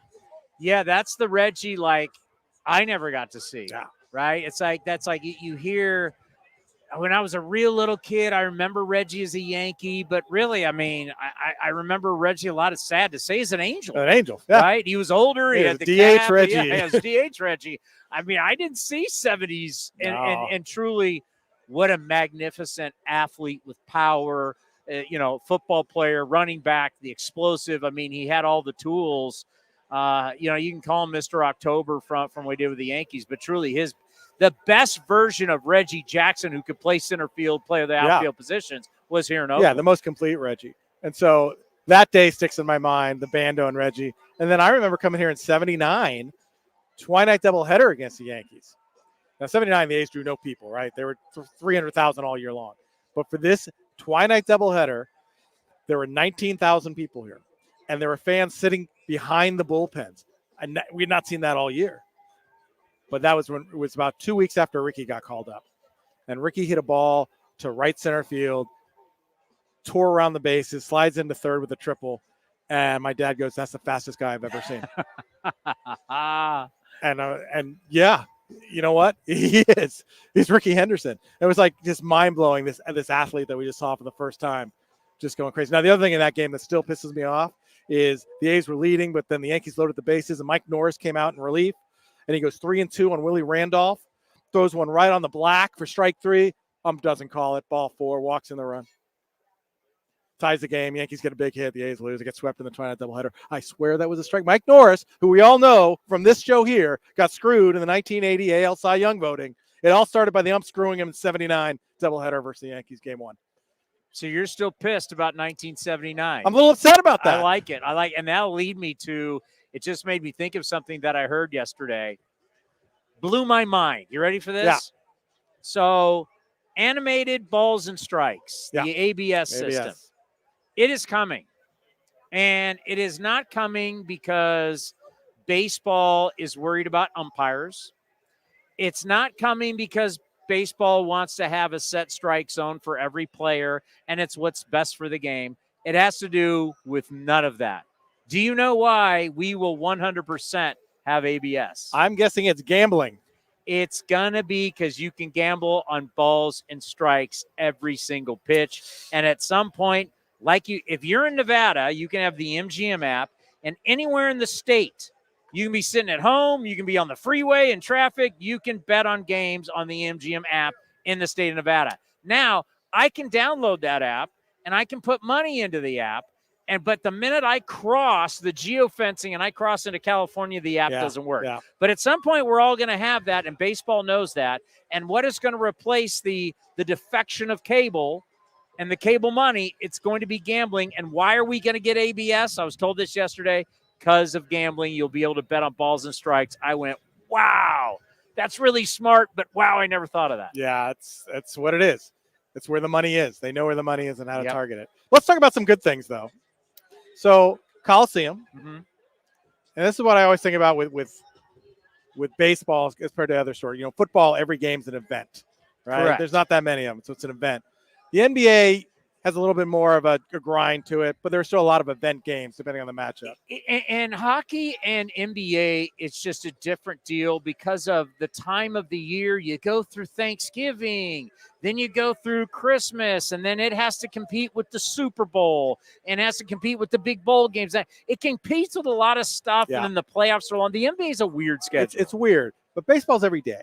Yeah. And so everybody talks about their favorite, Coliseum memories. They bring up the All-Star games, the World Series, the postseasons, the 20th win streak, which are all legit. I mean, those were great days out here. But to me, the beauty of baseball in the Coliseum is the everydayness of it, that you can come to a ballpark, come to a ball game and not know what you're going to see. Just a random Tuesday night, and who knows what's going to happen. You come to a Sunday game and Dallas Braden throws a perfect game. No one's planning on that. Someone hits 3 home runs. Someone hits for the cycle. No one's planning on that. It just happens. And I was trying to think, if somebody asked me, like, what was your best day at the Coliseum? And I know what it was because I said it when it happened. It's 1990. It's a Wednesday afternoon doubleheader. A Wednesday afternoon doubleheader. Where were all of you in 1990? I was in high school. They played Cleveland. Now, this 1990, they had to have makeup games because there was a lockout in spring training. So the season started a little later. So this doubleheader was one of these makeup games. So a Wednesday doubleheader. 38,000 people were here for a Wednesday doubleheader. Really? Yes. Is this game 1 or game 2? There was a traditional doubleheader. Game 1 at 12:30. Game 2 starting 30 minutes after. And what I remember about it is game 1, it's Bob Welch shutting down the Indians. He goes 8 innings. Dennis Eckersley comes out for the 9th for the save. Game 2, Jose and McGuire go back-to-back in the first inning. Jose hits another one. Jamie Quirk hits one out. Dave Stewart goes 8 in the 3rd. Eckersley comes out, gets the last 2 outs. Sweep the doubleheader. The A's use 3 pitchers, Welch, Stu, and Eck. Canseco hits 2, McGuire hits 1. I remember leaving the bleachers, going back to my car, parked in the BART parking lot, and I turned to my friend and say, there will never be a better day of baseball than what we just saw. Just for a random Wednesday afternoon doubleheader to see that A's team, the 1990 defending champion A's, those players, and Eck save both games of a doubleheader, and just beautiful day, 38,000. I mean, it just doesn't get any better than that. Well, you think about that day, you're thinking that McGuire and Canseco are going to be Hall of Famers. Yep. Eckersley is turning himself, you didn't know them, but he's turning himself into a Hall of Famer. You would have thought that Dave Stewart will have a chance, and also Bobby Welch would have a chance too. That's his 27-win season. But you for sure think Canseco and McGuire are going to be. I mean, that could be a day where you're watching all these Hall of Famers do Hall of Fame things. Exactly. Yeah. That's the thing, the Hall of Fame things. And so I always think about that day. And I remember walking out and telling my friend, this is unbelievable what we just saw. And again, because that's what's the beauty of baseball. You just don't know when you come to the park what you're going to get. And I love the playoff games. Who doesn't? The intensity, the fierceness, everything that goes on with it. And it's sort of like that opening day when there's a huge crowd for opening day, but it's the next day that's more fun for me because that's when the real people are here and the people that want to be here. And there's such a sense of community on those games. And it's that way for the rest of the season. Just your normal Tuesday night ball game can be the most fun. Yeah, mine will always be that. I mean, I understand it's easy to say this, but it was the year, the way 2012. I told the story yesterday how being on the tarmac with Joe Stiglitz, who was covering us for, was he the CC Times? It was actually the Alameda News Group. And he and I are on the tarmac, and we have to let all the players go on, and we're like, oh, man, this is going to be a long year, bro. This is going to be a long year, right? And go there, and you lose the 2 games to Seattle. You had Bartolo and McCarthy. Split them. Did we split them? We won game 2. But Bartolo won game 2. Did he win game 2? Oh, yeah. Was it 19 we lost both games? 19 we lost both. Okay. Yeah. So, we split, but you think this is going to be a long year, right? And then you got to come back and face Seattle again and King Felix, and it is. And then just the wait. And I just remember doing those post-game shows down the stretch, just going, if you can just reel in the Rangers. At one point, we're 13 and a half back. 13 and a half out. And it's just like, if you just reel them in, and it started to come true, like Texas starts to falter. And it just, and here we are, 4-game series. Here we are. This actually could happen. And you win game 1, and you win game 2, and you win game 3. Get off to a horrible start in that last game, but then, of course, the famous drop ball and all that. And I guess you think about 2012, because I remember we were in a karaoke bar in Tokyo. Yes, we were. And we went around the room saying how many wins, and the consensus was 74 wins. We had no pitching. You had Bartolo and McCarthy, and that's it. Yeah, you had Tommy Malone. You're hoping Tommy Malone gets out. Who knows? Cespedes, you didn't know what you had. Jared Parker, we left in Arizona. I mean, just yeah. So it all kind of turns around in June when Brandon Moss joins the team. Remember the whole talk? Manny Ramirez was going to join the A's. He was in Sacramento or wherever we were. We still in Sacramento at 12, I think we were. Manny was going to come, and we don't know. Brandon Moss had an out in his contract. Instead, they went Brandon Moss. They sweep in Colorado. They take off, and it's just win. And rookie pitchers doing it. Like I said, you come to that Texas series, you win the Monday night game, you clinch the wild card. And remember, this is the first year of the 2 wild card teams, so there's going to be a wild card game. So you at least clinch that. You know you're going to be playing Baltimore. But you're only a game out. And you come in the next night, and Travis Blackley shuts down the Rangers. Travis Blackley wasn't even huge down the stretch. Right. And when we were in Japan, no one even knew who this guy was. And then you come to game 3 in the Wednesday afternoon, Hamilton drops the ball, and you were down 5 with 9 games to go, and you won the division. Never been done before. Oh, my God. Brandon Inn showed up for a moment, had a huge grand slam. Next, Stephen Drew's playing short. Yeah. Cliff Pennington's playing second. Huge difference when they made that You move. always said Kia Kaihue should be Oh, a first base. yeah.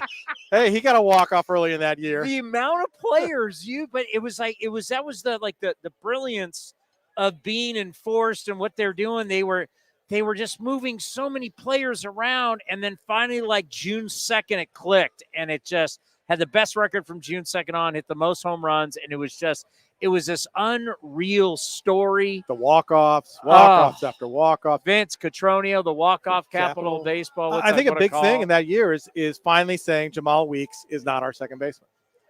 And he was the untouchable He's player untouchable. going in, yeah. And they finally said, no, this is not working. The worst thing that happened to Jamal Weeks, he hit 2 homers early in the year in Anaheim, and he thought he was a home run hitter. And it changed everything. His whole swing changed, and he was terrible. But by getting Stephen Drew, moving Pennington to second, really solidified everything they were trying to do. Craziness happened, right? So Scott Sizemore was supposed to be the third Scott baseman, Sizemore. hurts his knee. Rips up his knee. Let's give this guy Josh Donaldson. Well, Donaldson's hitting like a $180. Terrible. And then I'm doing my talk show at 95.7, and all of a sudden the producer in my ear goes, hey, some guy named Donaldson is on the hotline, and he wants to talk to you because he's getting sent back to Sacramento. So Donaldson calls my talk show as he's listening on the way up I-80 to Sacramento, and we were talking college football. He wanted to talk college football. I mean, there's so many things about that year. I always say it's the A's We Believe team. Yeah. Didn't win a championship, but it means so much. But when we talk about that special day, in my box. I'm doing the post-game show. Johnny Gomes sprays everybody, the wives, the girlfriends, they're all drinking. Then they all leave and everybody's gone. And it's Clay Wood and his guys, and just on the pitcher's mound in a pyramid, the cylinder blue light cans and the champagne bottles just all in it. Yeah, And we took call after call after. I mean, it was a super, super long post-game show. My boss at 95.7 just said, just go, just run with it. And I remember just how happy because there hadn't been success since 06, and how happy everybody was. Melvin's great. Bean's a genius again. It all just felt right. Yeah. And then the playoffs would come, and that was a special time too. I just, you think about, they moved here in 1968. They made 21 playoff appearances. There's only 3 teams to make more in that time frame: the Yankees, the Dodgers, and the Braves. Mm-hmm. There's only 3 teams to make more in this 57 years of baseball here in Oakland. Yeah, our lows have been incredibly low. 108 losses in 79, the back-to-back 100 losses in the last 2 years. But that's been the A's way since Philadelphia. You go real high and real low, and the highs here have been fantastic. 21 playoff appearances. Problem is, for sports fans, is to realize it's really the way to do it. People want this gratification of, I want these players and I want everybody to be here forever and I want to win forever. But we understand, and we now understand more than any time ever before, that as a man, and we've all gone through it, as a man, when you get into your 30s, things start to change. Your eyesight, your athletic ability, your flexibility, like all these things, and doing it at a high level. So really the teams, we're watching the Mets right now shed almost $200 million of payroll, and they're going to go to the playoffs, right? We're seeing the Tigers get rid of Jack Flaherty, and they're going to go to the – it's like signing people up to huge money contracts for long-term. When the new stadiums and the new cable deals came out, that seemed like a great idea. But really, and you don't want to hear this because out of the owners, the price per win, which Bean has always said, look at our price per win. But it's really, you ride a wave and then you surf and you wait for the next wave. Trying to keep one wave going forever is not a great idea. No, there's only a few teams who've been able to pull that off. And Bill Walsh believed that. 100. Get them rid of a year early instead of a year late. And Billy Bean learned that here at the A's in 92. In 92, the A's, they win the West. They have a great year. Randy Reddy gets a big hit. But everybody's a free agent. They have 13 free agents. But they end up bringing back McGuire and Darling, Steinbach. They bring them all back, and it didn't work. You guys started to get hurt. Like you said, you get older, you get injuries. McGuire misses 93 and 94 with the foot problem. It's just killed this team. I think Billy learned from that too. It's like you have to move on quicker than slower. If you wait too long and you dig too big of a hole, then you can't come back. Now, I still think after the 14 season, we got a little rash because we could have kept Samardzija. You could have kept Josh Donaldson. I think we went a little over the board, and that started with the Cespedes trade, which didn't have to happen. But by doing that, we did get Marcus Simeon. And we got Chris Bassett, and it actually set the tone for the next wave of success with the A's. The A's made a lot of trades with Chapman and Olsen and Murphy and these players, and we're still trying to see the fruits of that labor. But you're seeing a team starting to learn how to win, and some of those players, like JT Ginn, are part of this. Joey Estes is part of this. So we always say when we traded for 12 minor leaguers, you hit on 2 or 3, that's a huge success rate. And you're also looking at a high draft rate now. We had a game the other day on the road trip. We started 7 position players who the A's drafted. 7. That's the first time they'd done that since 1998. So something's happening correctly here. So with our draft picks and the guys we traded for, you're starting to see some success on the field. And that's why, yes, and I know people, I don't want to be an A's fan anymore, yada, yada. They're still wearing the green and gold. They're still the A's. I'm still going to be an A's fan. And I want to see them succeed. And I think they have the platform to succeed now with the players that they do have. It's hard to answer these questions because we don't know. But if there would have been in any of these runs since Bean took over, if there would have been at least a World Series appearance, if not a World Series win, would the strategy, because Kylie McDaniel just did a really good article, ESPN.com, about David Stearns and the strategy of get rid of Verlander, get rid of Scherzer. Hell, we'll pay some of the money. And what they did is getting rid of all this money. Now they're going to be so below the cap. They weren't able to get Yamamoto. They went, forget it. We'll get Mania for 2 years. But they signed a bunch of 1-year, 2-year deals, and it's working out great. If there would have been a World Series appearance, if not a World Series title, would the strategy, the way Bean has done it over the years, be accepted more? Yeah, it's a great question. One that I wish we'd know, have some research on, right? But I think when you are dealing much, unlike the Mets, who have almost an unlimited budget with their owner, the A's were always a part of their budget and their finance. This is before Fisher. This is even in the Schott Hoffman era. There was budget constraints, and Billy had to learn how to work with that. Now, Schott and Hoffman were a little more willing to open the pocketbook, as we saw. I mean, they gave, besides the Eric Chavez deal, which everybody talks about, it's the biggest free agent deal, they also signed Jermaine Dye coming off a broken leg to a big money deal. They weren't afraid to spend that money. They didn't go overboard, right? They wasn't going to be Tejada and Chavez. They knew they could only sign one, but they did give Chavez a very competitive contract. Didn't work out, unfortunately. Chavez health, not a problem. This ownership group has handled things differently, much more tighter with the budget all the way around. But postseason success and World Series appearances and wins, it drives everything up.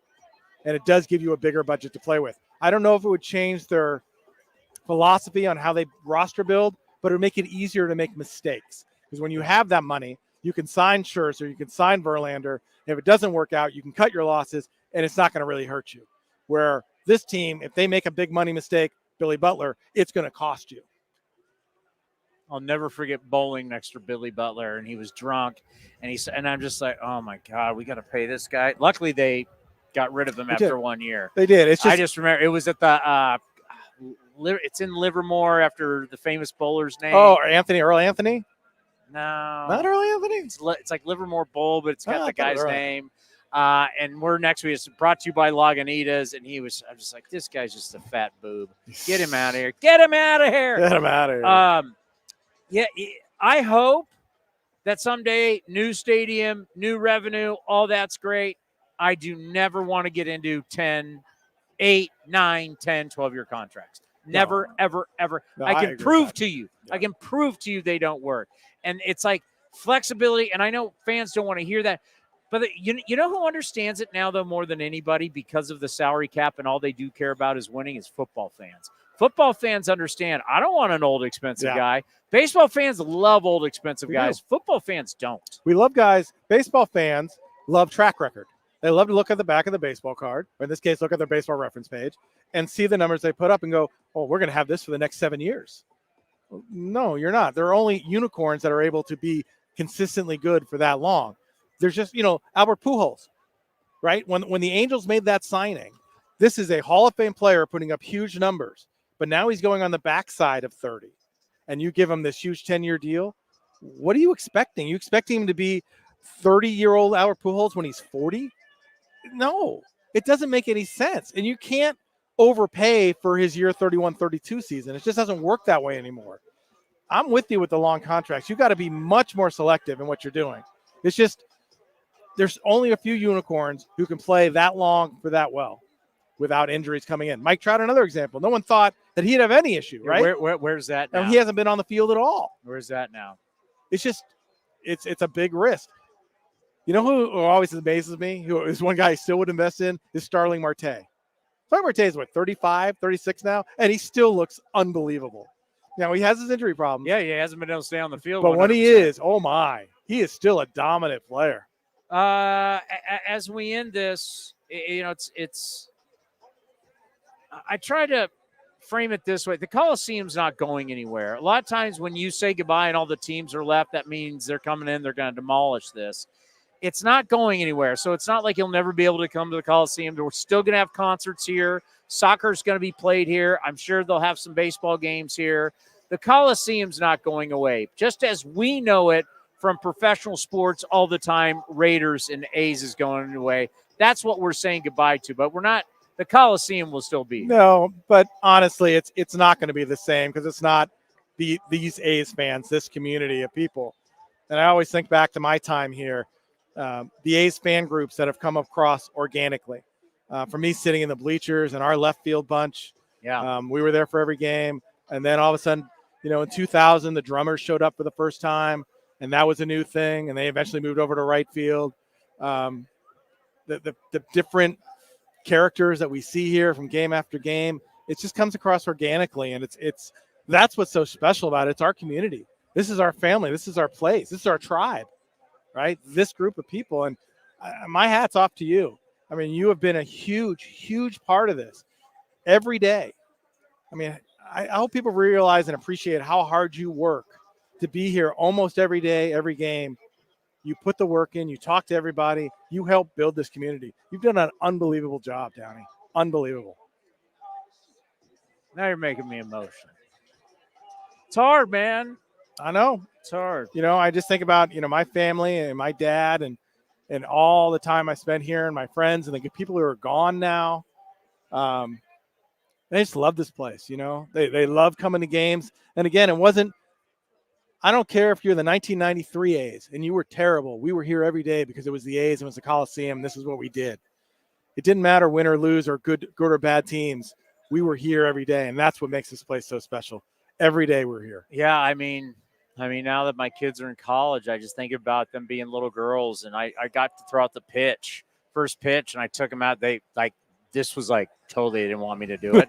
And I'm like, oh, you don't want me to bring my kids with me? And I grabbed my kids. What are they going to do? Tell me not to throw out the first pitch? And I wasn't working for the A's. I was 95-7 the game then. So it was like, to hell with it. And I took my kids out there, and I have this great video. My kids are their little kids, and they're waving to the fans. I don't remember what year it was. It's like all those memories. Really, that is the stuff that really means a lot. Like the friendship I was able to have with Billy Bean, the friendship I've been able to have with Bob Melvin and some of the people here. It's just, that's all the stuff that means more than the actual games. Yeah, it's different than the wins and losses. It's everything around it. It's it's our families. My dad got to throw out the first pitch when he was 87 or 88 years old. It was unbelievable. Did he really? Yeah. It was like a season ticket thing, and he got to throw out the first pitch. And do you have video of it? Oh, I got the video because the whole TV crew was great. They have every angle, got it in slow motion. People need to realize you were Sports Channel, right? Yeah. What was it before Sports Channel? So no, Sports Channel was our first cable outlet. And what year was that? So that was 90. Yeah, because when I got here, we in our apartment, San Jose State, we had Sports Channel. Yeah, we had Sports Channel. And then Cron took over the TV contract from KPIX in 93. So Dick Stockton came in and announced the A's for 3 years. It was only 36 games or something, right? No, we did 55 games our first year, I think. 55 or 60 games our first year. Think about that, only 55. And then Fox Sports took over the Sports Channel. The A's moved to KICU. Then they were on KICU through 2008. And then in 2009, everything became Comcast, Sportsnet, and then NBC Sports. I've been lucky enough to be a part of it with some great announcers. Working with Greg it's the best. This is getting better. Greg Papa was out here yesterday. It was great to see him. And our radio crew, first with Bill King, who's my idol, getting to work with him, Bill and Lon, and then Ken Korak comes in, and how lucky, what a hire. What a hire to hire Ken Korak. Well, I mean, now that he's a nominee, there's a chance. I mean, you're talking about potentially 3 Ford C. Frick Award winners. Yeah, and well deserved. And then to have Vince come in and replace Bill, not replace Bill, but have Ken slide over and Vince be the next new voice and put in these 19 years and how hard Vince works and how good he is at baseball and what he does. He's going to be missed because he's tremendous. He's a tremendous broadcaster. And we've just been so blessed here with that. The people who work hard, who love it. I mean, seeing Robert Bwan walk around here. Yeah, the great Robert Bwan. I mean, he worked as hard as anybody. He loved it. It's the amount of care that we put in. That's what you can't replace. And that's not going anywhere. That's going to be part of the A's. It's going to be going to Sacramento. That's why I hope people, for these players who you've grown attached to, I get it. Sucks they're not going to be here. I understand it totally. If you don't want to follow them, that's fine. But if you do, it's still the A's. Still the A's. My dad was a Philadelphia A's fan. He grew up in Philadelphia. He saw him rip from Philadelphia and move to Kansas City. But he never stopped being a fan of the A's. Even terrible Kansas City. 13 years of horrible baseball. And then coming here in 68, moving the same year as the A's and picking it right back up again. And thank God he did, because it's given me everything that I have. Well, I can tell you, a lot of people thought we were nuts when we were starting A's Cast, because it had to start audio, so we started its infancy not too long ago when you really look at it, to where we are now, to what it's going to be next year. We're not announcing anything yet, but it's going to be a far different, much bigger deal. Bigger deal next year. You've always been supportive. Not everybody around here was supportive. They're fools. you were always supportive, and you know much respect for you and what you've done in your career, and you just rifled off some of the greatest broadcasters of all time. So it's been thank great. you. Thank you, Towny. Always a pleasure. This is it this is our last one from the field, but we will have you on as we move forward and we move north. I look forward to it. Enjoy, my friend. You've been the best. Thank you. Coming up next, an A's Hall of Famer, the great Carney Lansford, right here on A's Cast Live. This is Commander Cody, and fall is upon us, and Linksole has dropped their new fall line. New pants fit for a more custom experience with elevated layers and performance polos to help transition from season to season, no matter if you're wearing them out on the golf course, out to dinner, or just hanging out with friends. Some effortless looks to help you find the right look and feel for any occasion. Go to their website, linksole.com. That's linksole.com, and find out how you can unlock 20% off your next order. Remember, in the big leagues, to play good, you got to look good.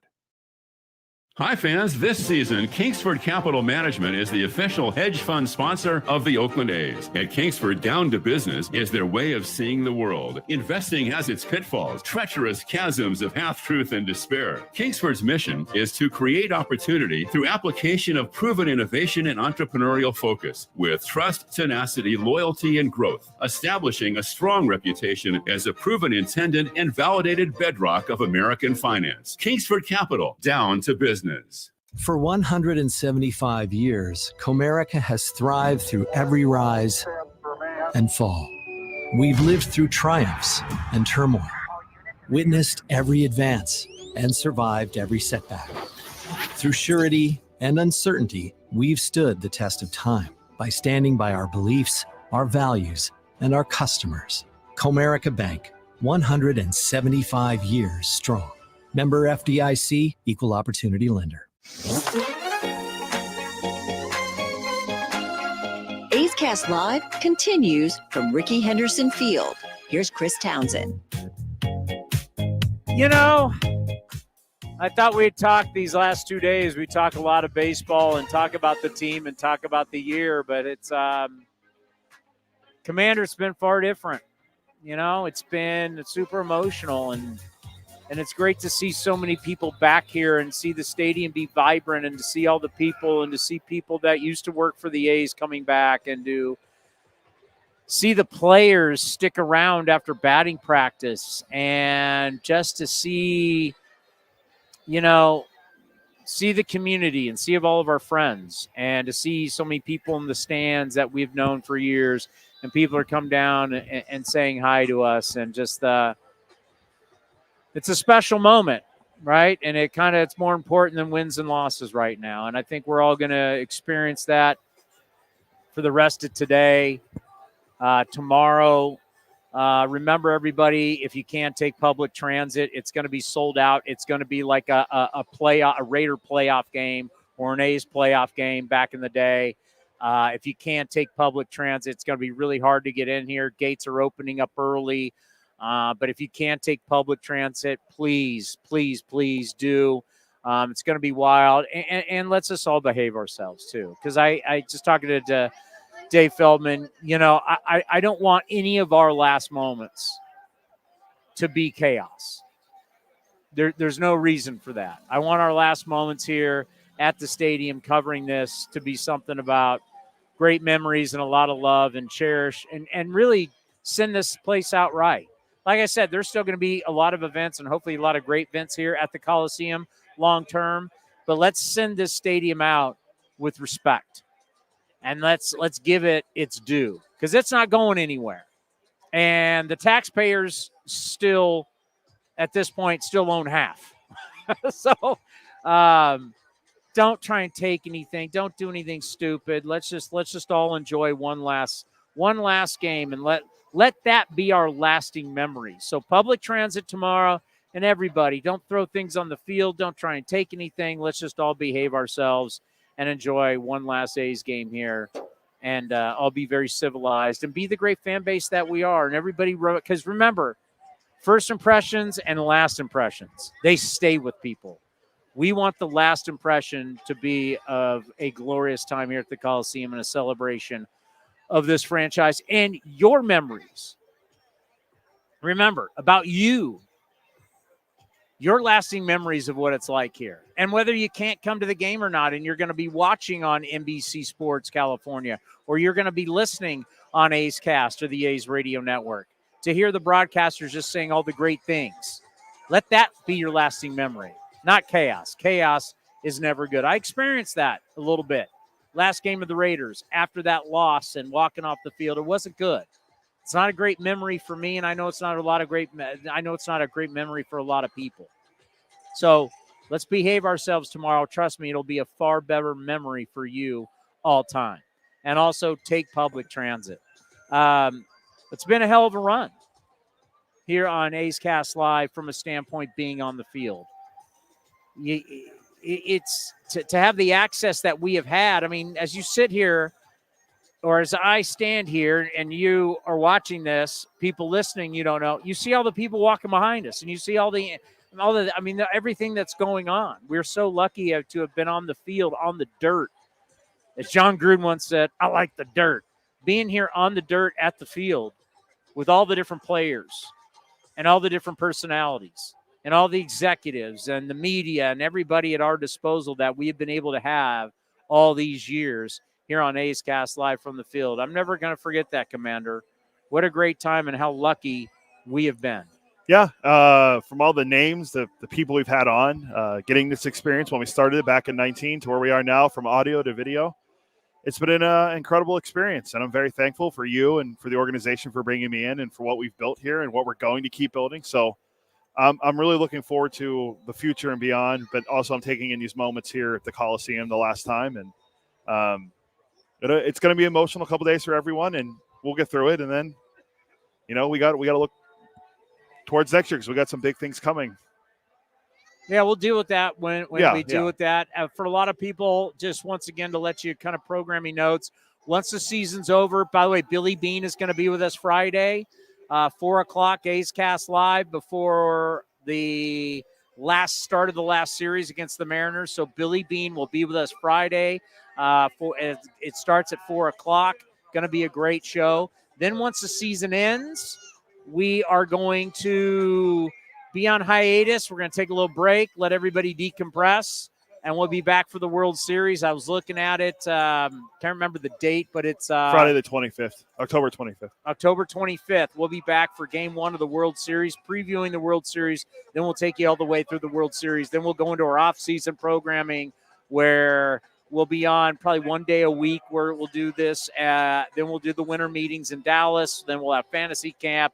Then it's spring training, and we start it all. So, but just to know that after Sunday, we will not be on until the World Series. Going to give everybody a little time to heal and a little time to decompress. But thank you, everybody, for watching A's Cast and listening to A's Cast Live and for making us what we are right now. We appreciate you. We want you to stay with us.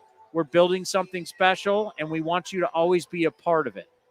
Right now, we are playing for you a A's Hall of Famer, a guy who grew up in the Bay Area, starred in the Bay Area, a World Series champion, and just always great to have him around.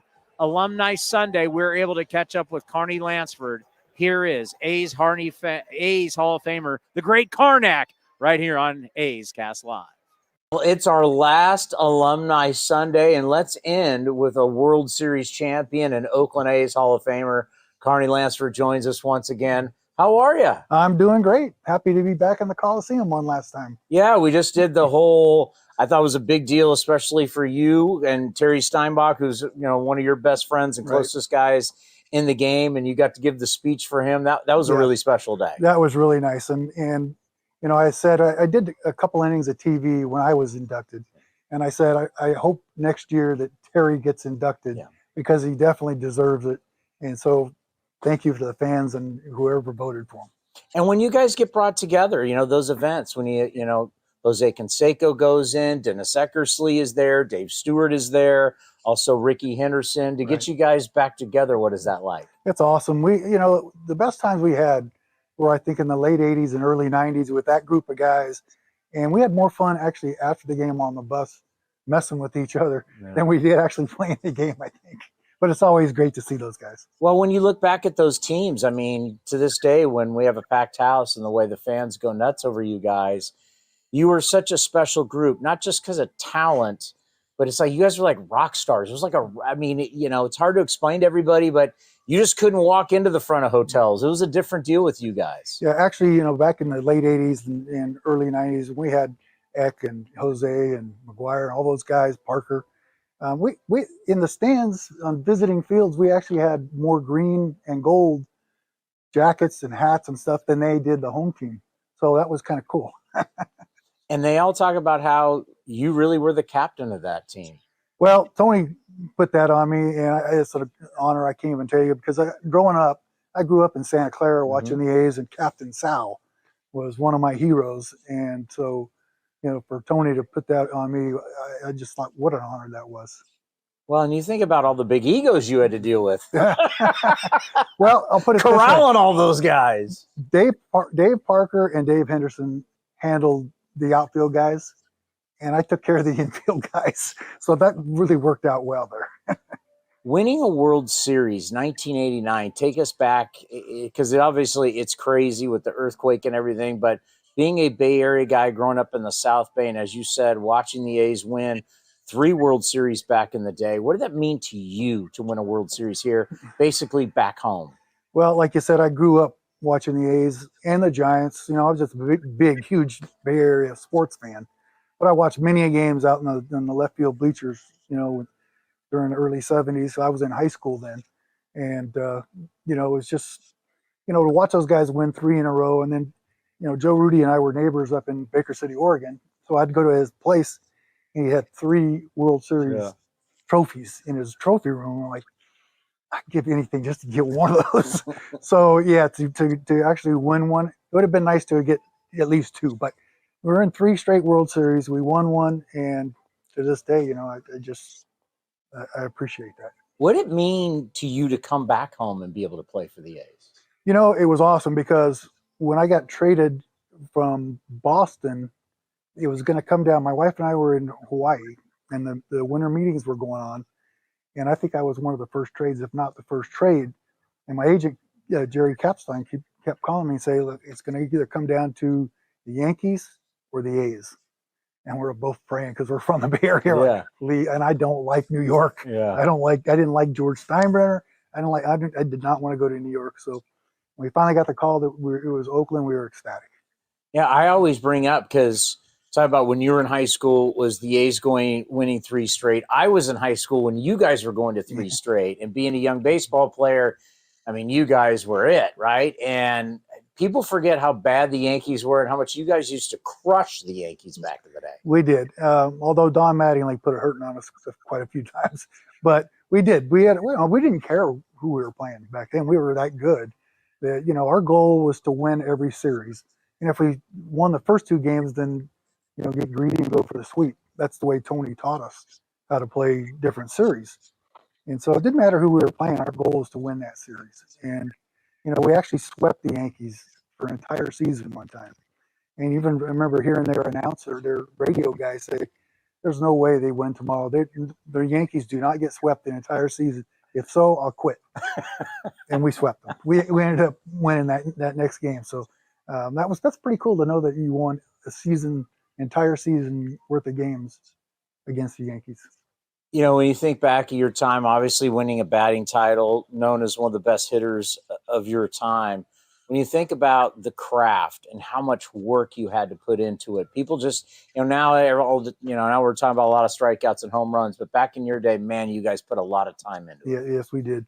And, that all started with Walt Riniak, my hitting coach in Boston, who was a disciple of Charlie Lau, who was probably the best hitting coach ever. And, he just got me every day before, in spring training, before games and before batting practice, we'd go to the cage and we had a soft toss routine that he started me on. He actually really taught me how to use the entire field. Because as a young player, I came up 21 years old, 3 years with the Angels.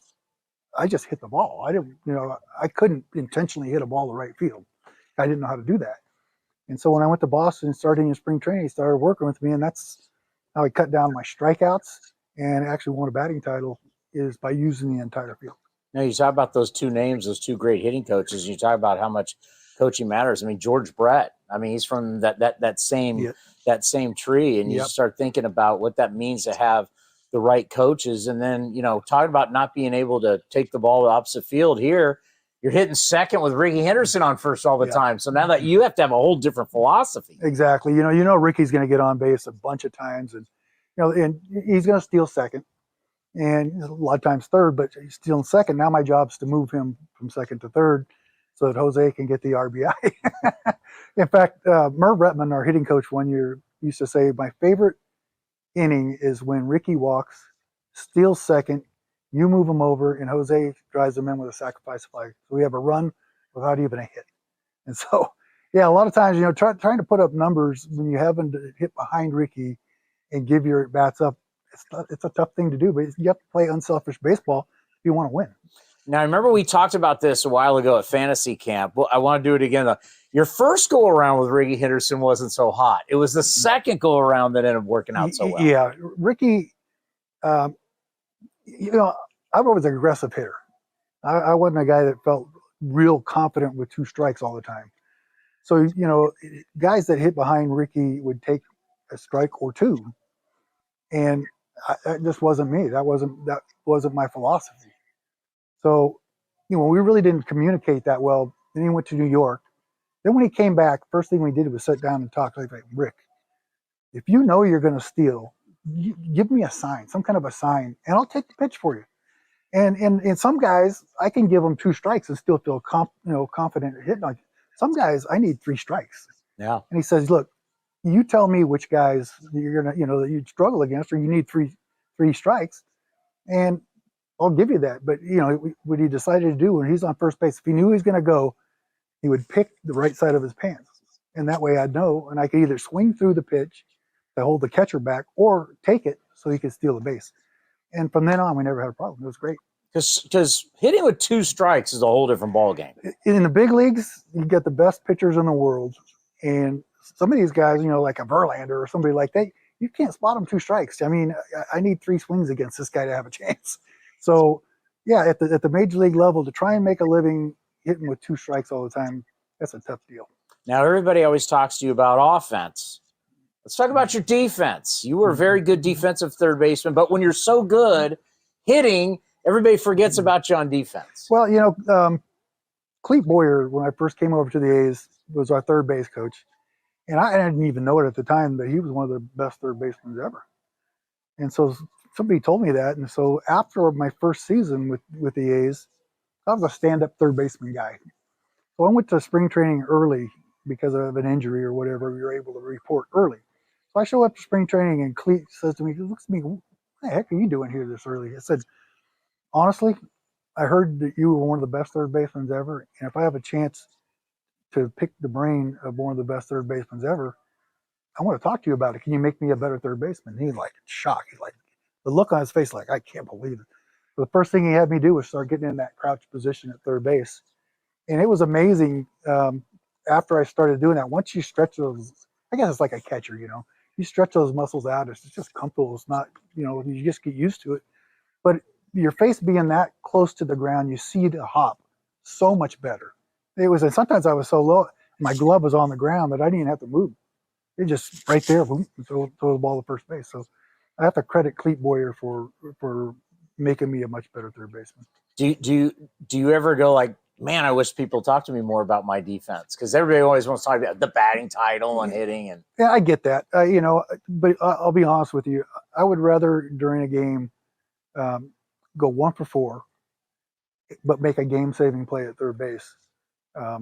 I feel better about that than going 4 for 4 and not playing a great game at third base. To me, you win championships with defense. You need offense, but you're not going to win if you don't play defense. So, knowing that you made a big play for your pitcher, that's a good feeling. I'd like to take that home with me.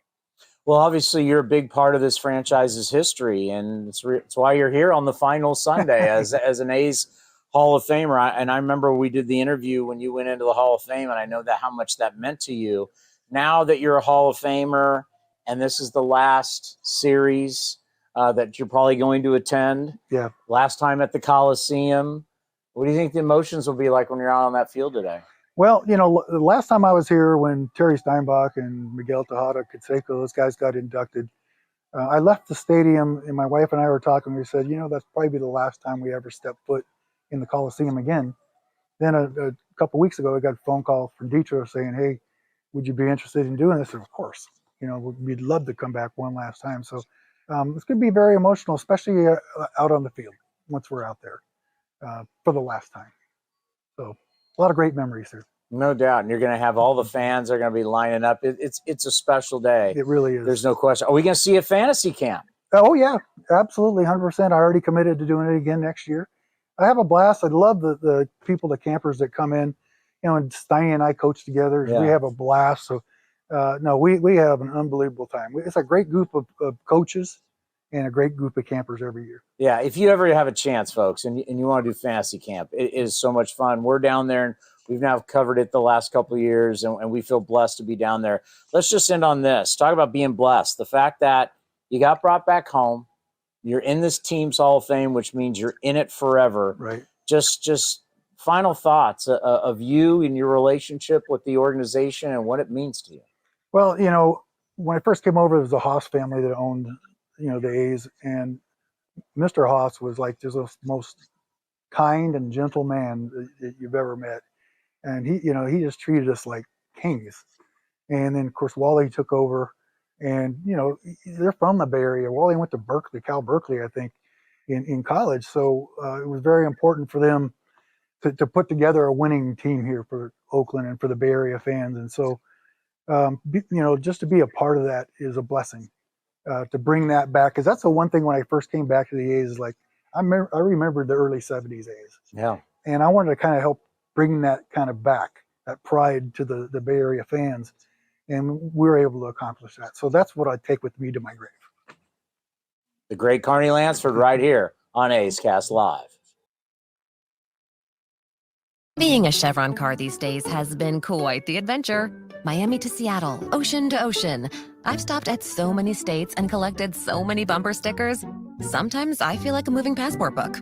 It's just so great what I can do with Chevron with Techron, because it gives me unbeatable mileage and keeps my engine clean. Plus, there are so many Chevrons along the way. Now the only thing I'm worried about is where to go next and where to put all my new bumper stickers. Chevron with Techron, fueled by possibility.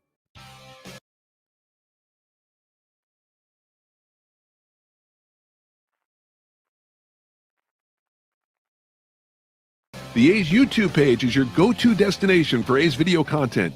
Get access to great highlights, exclusive behind-the-scenes content, classic games, A's Cast Live, and more. Visit youtube.com/athletics. This has been a presentation of the Oakland Athletics.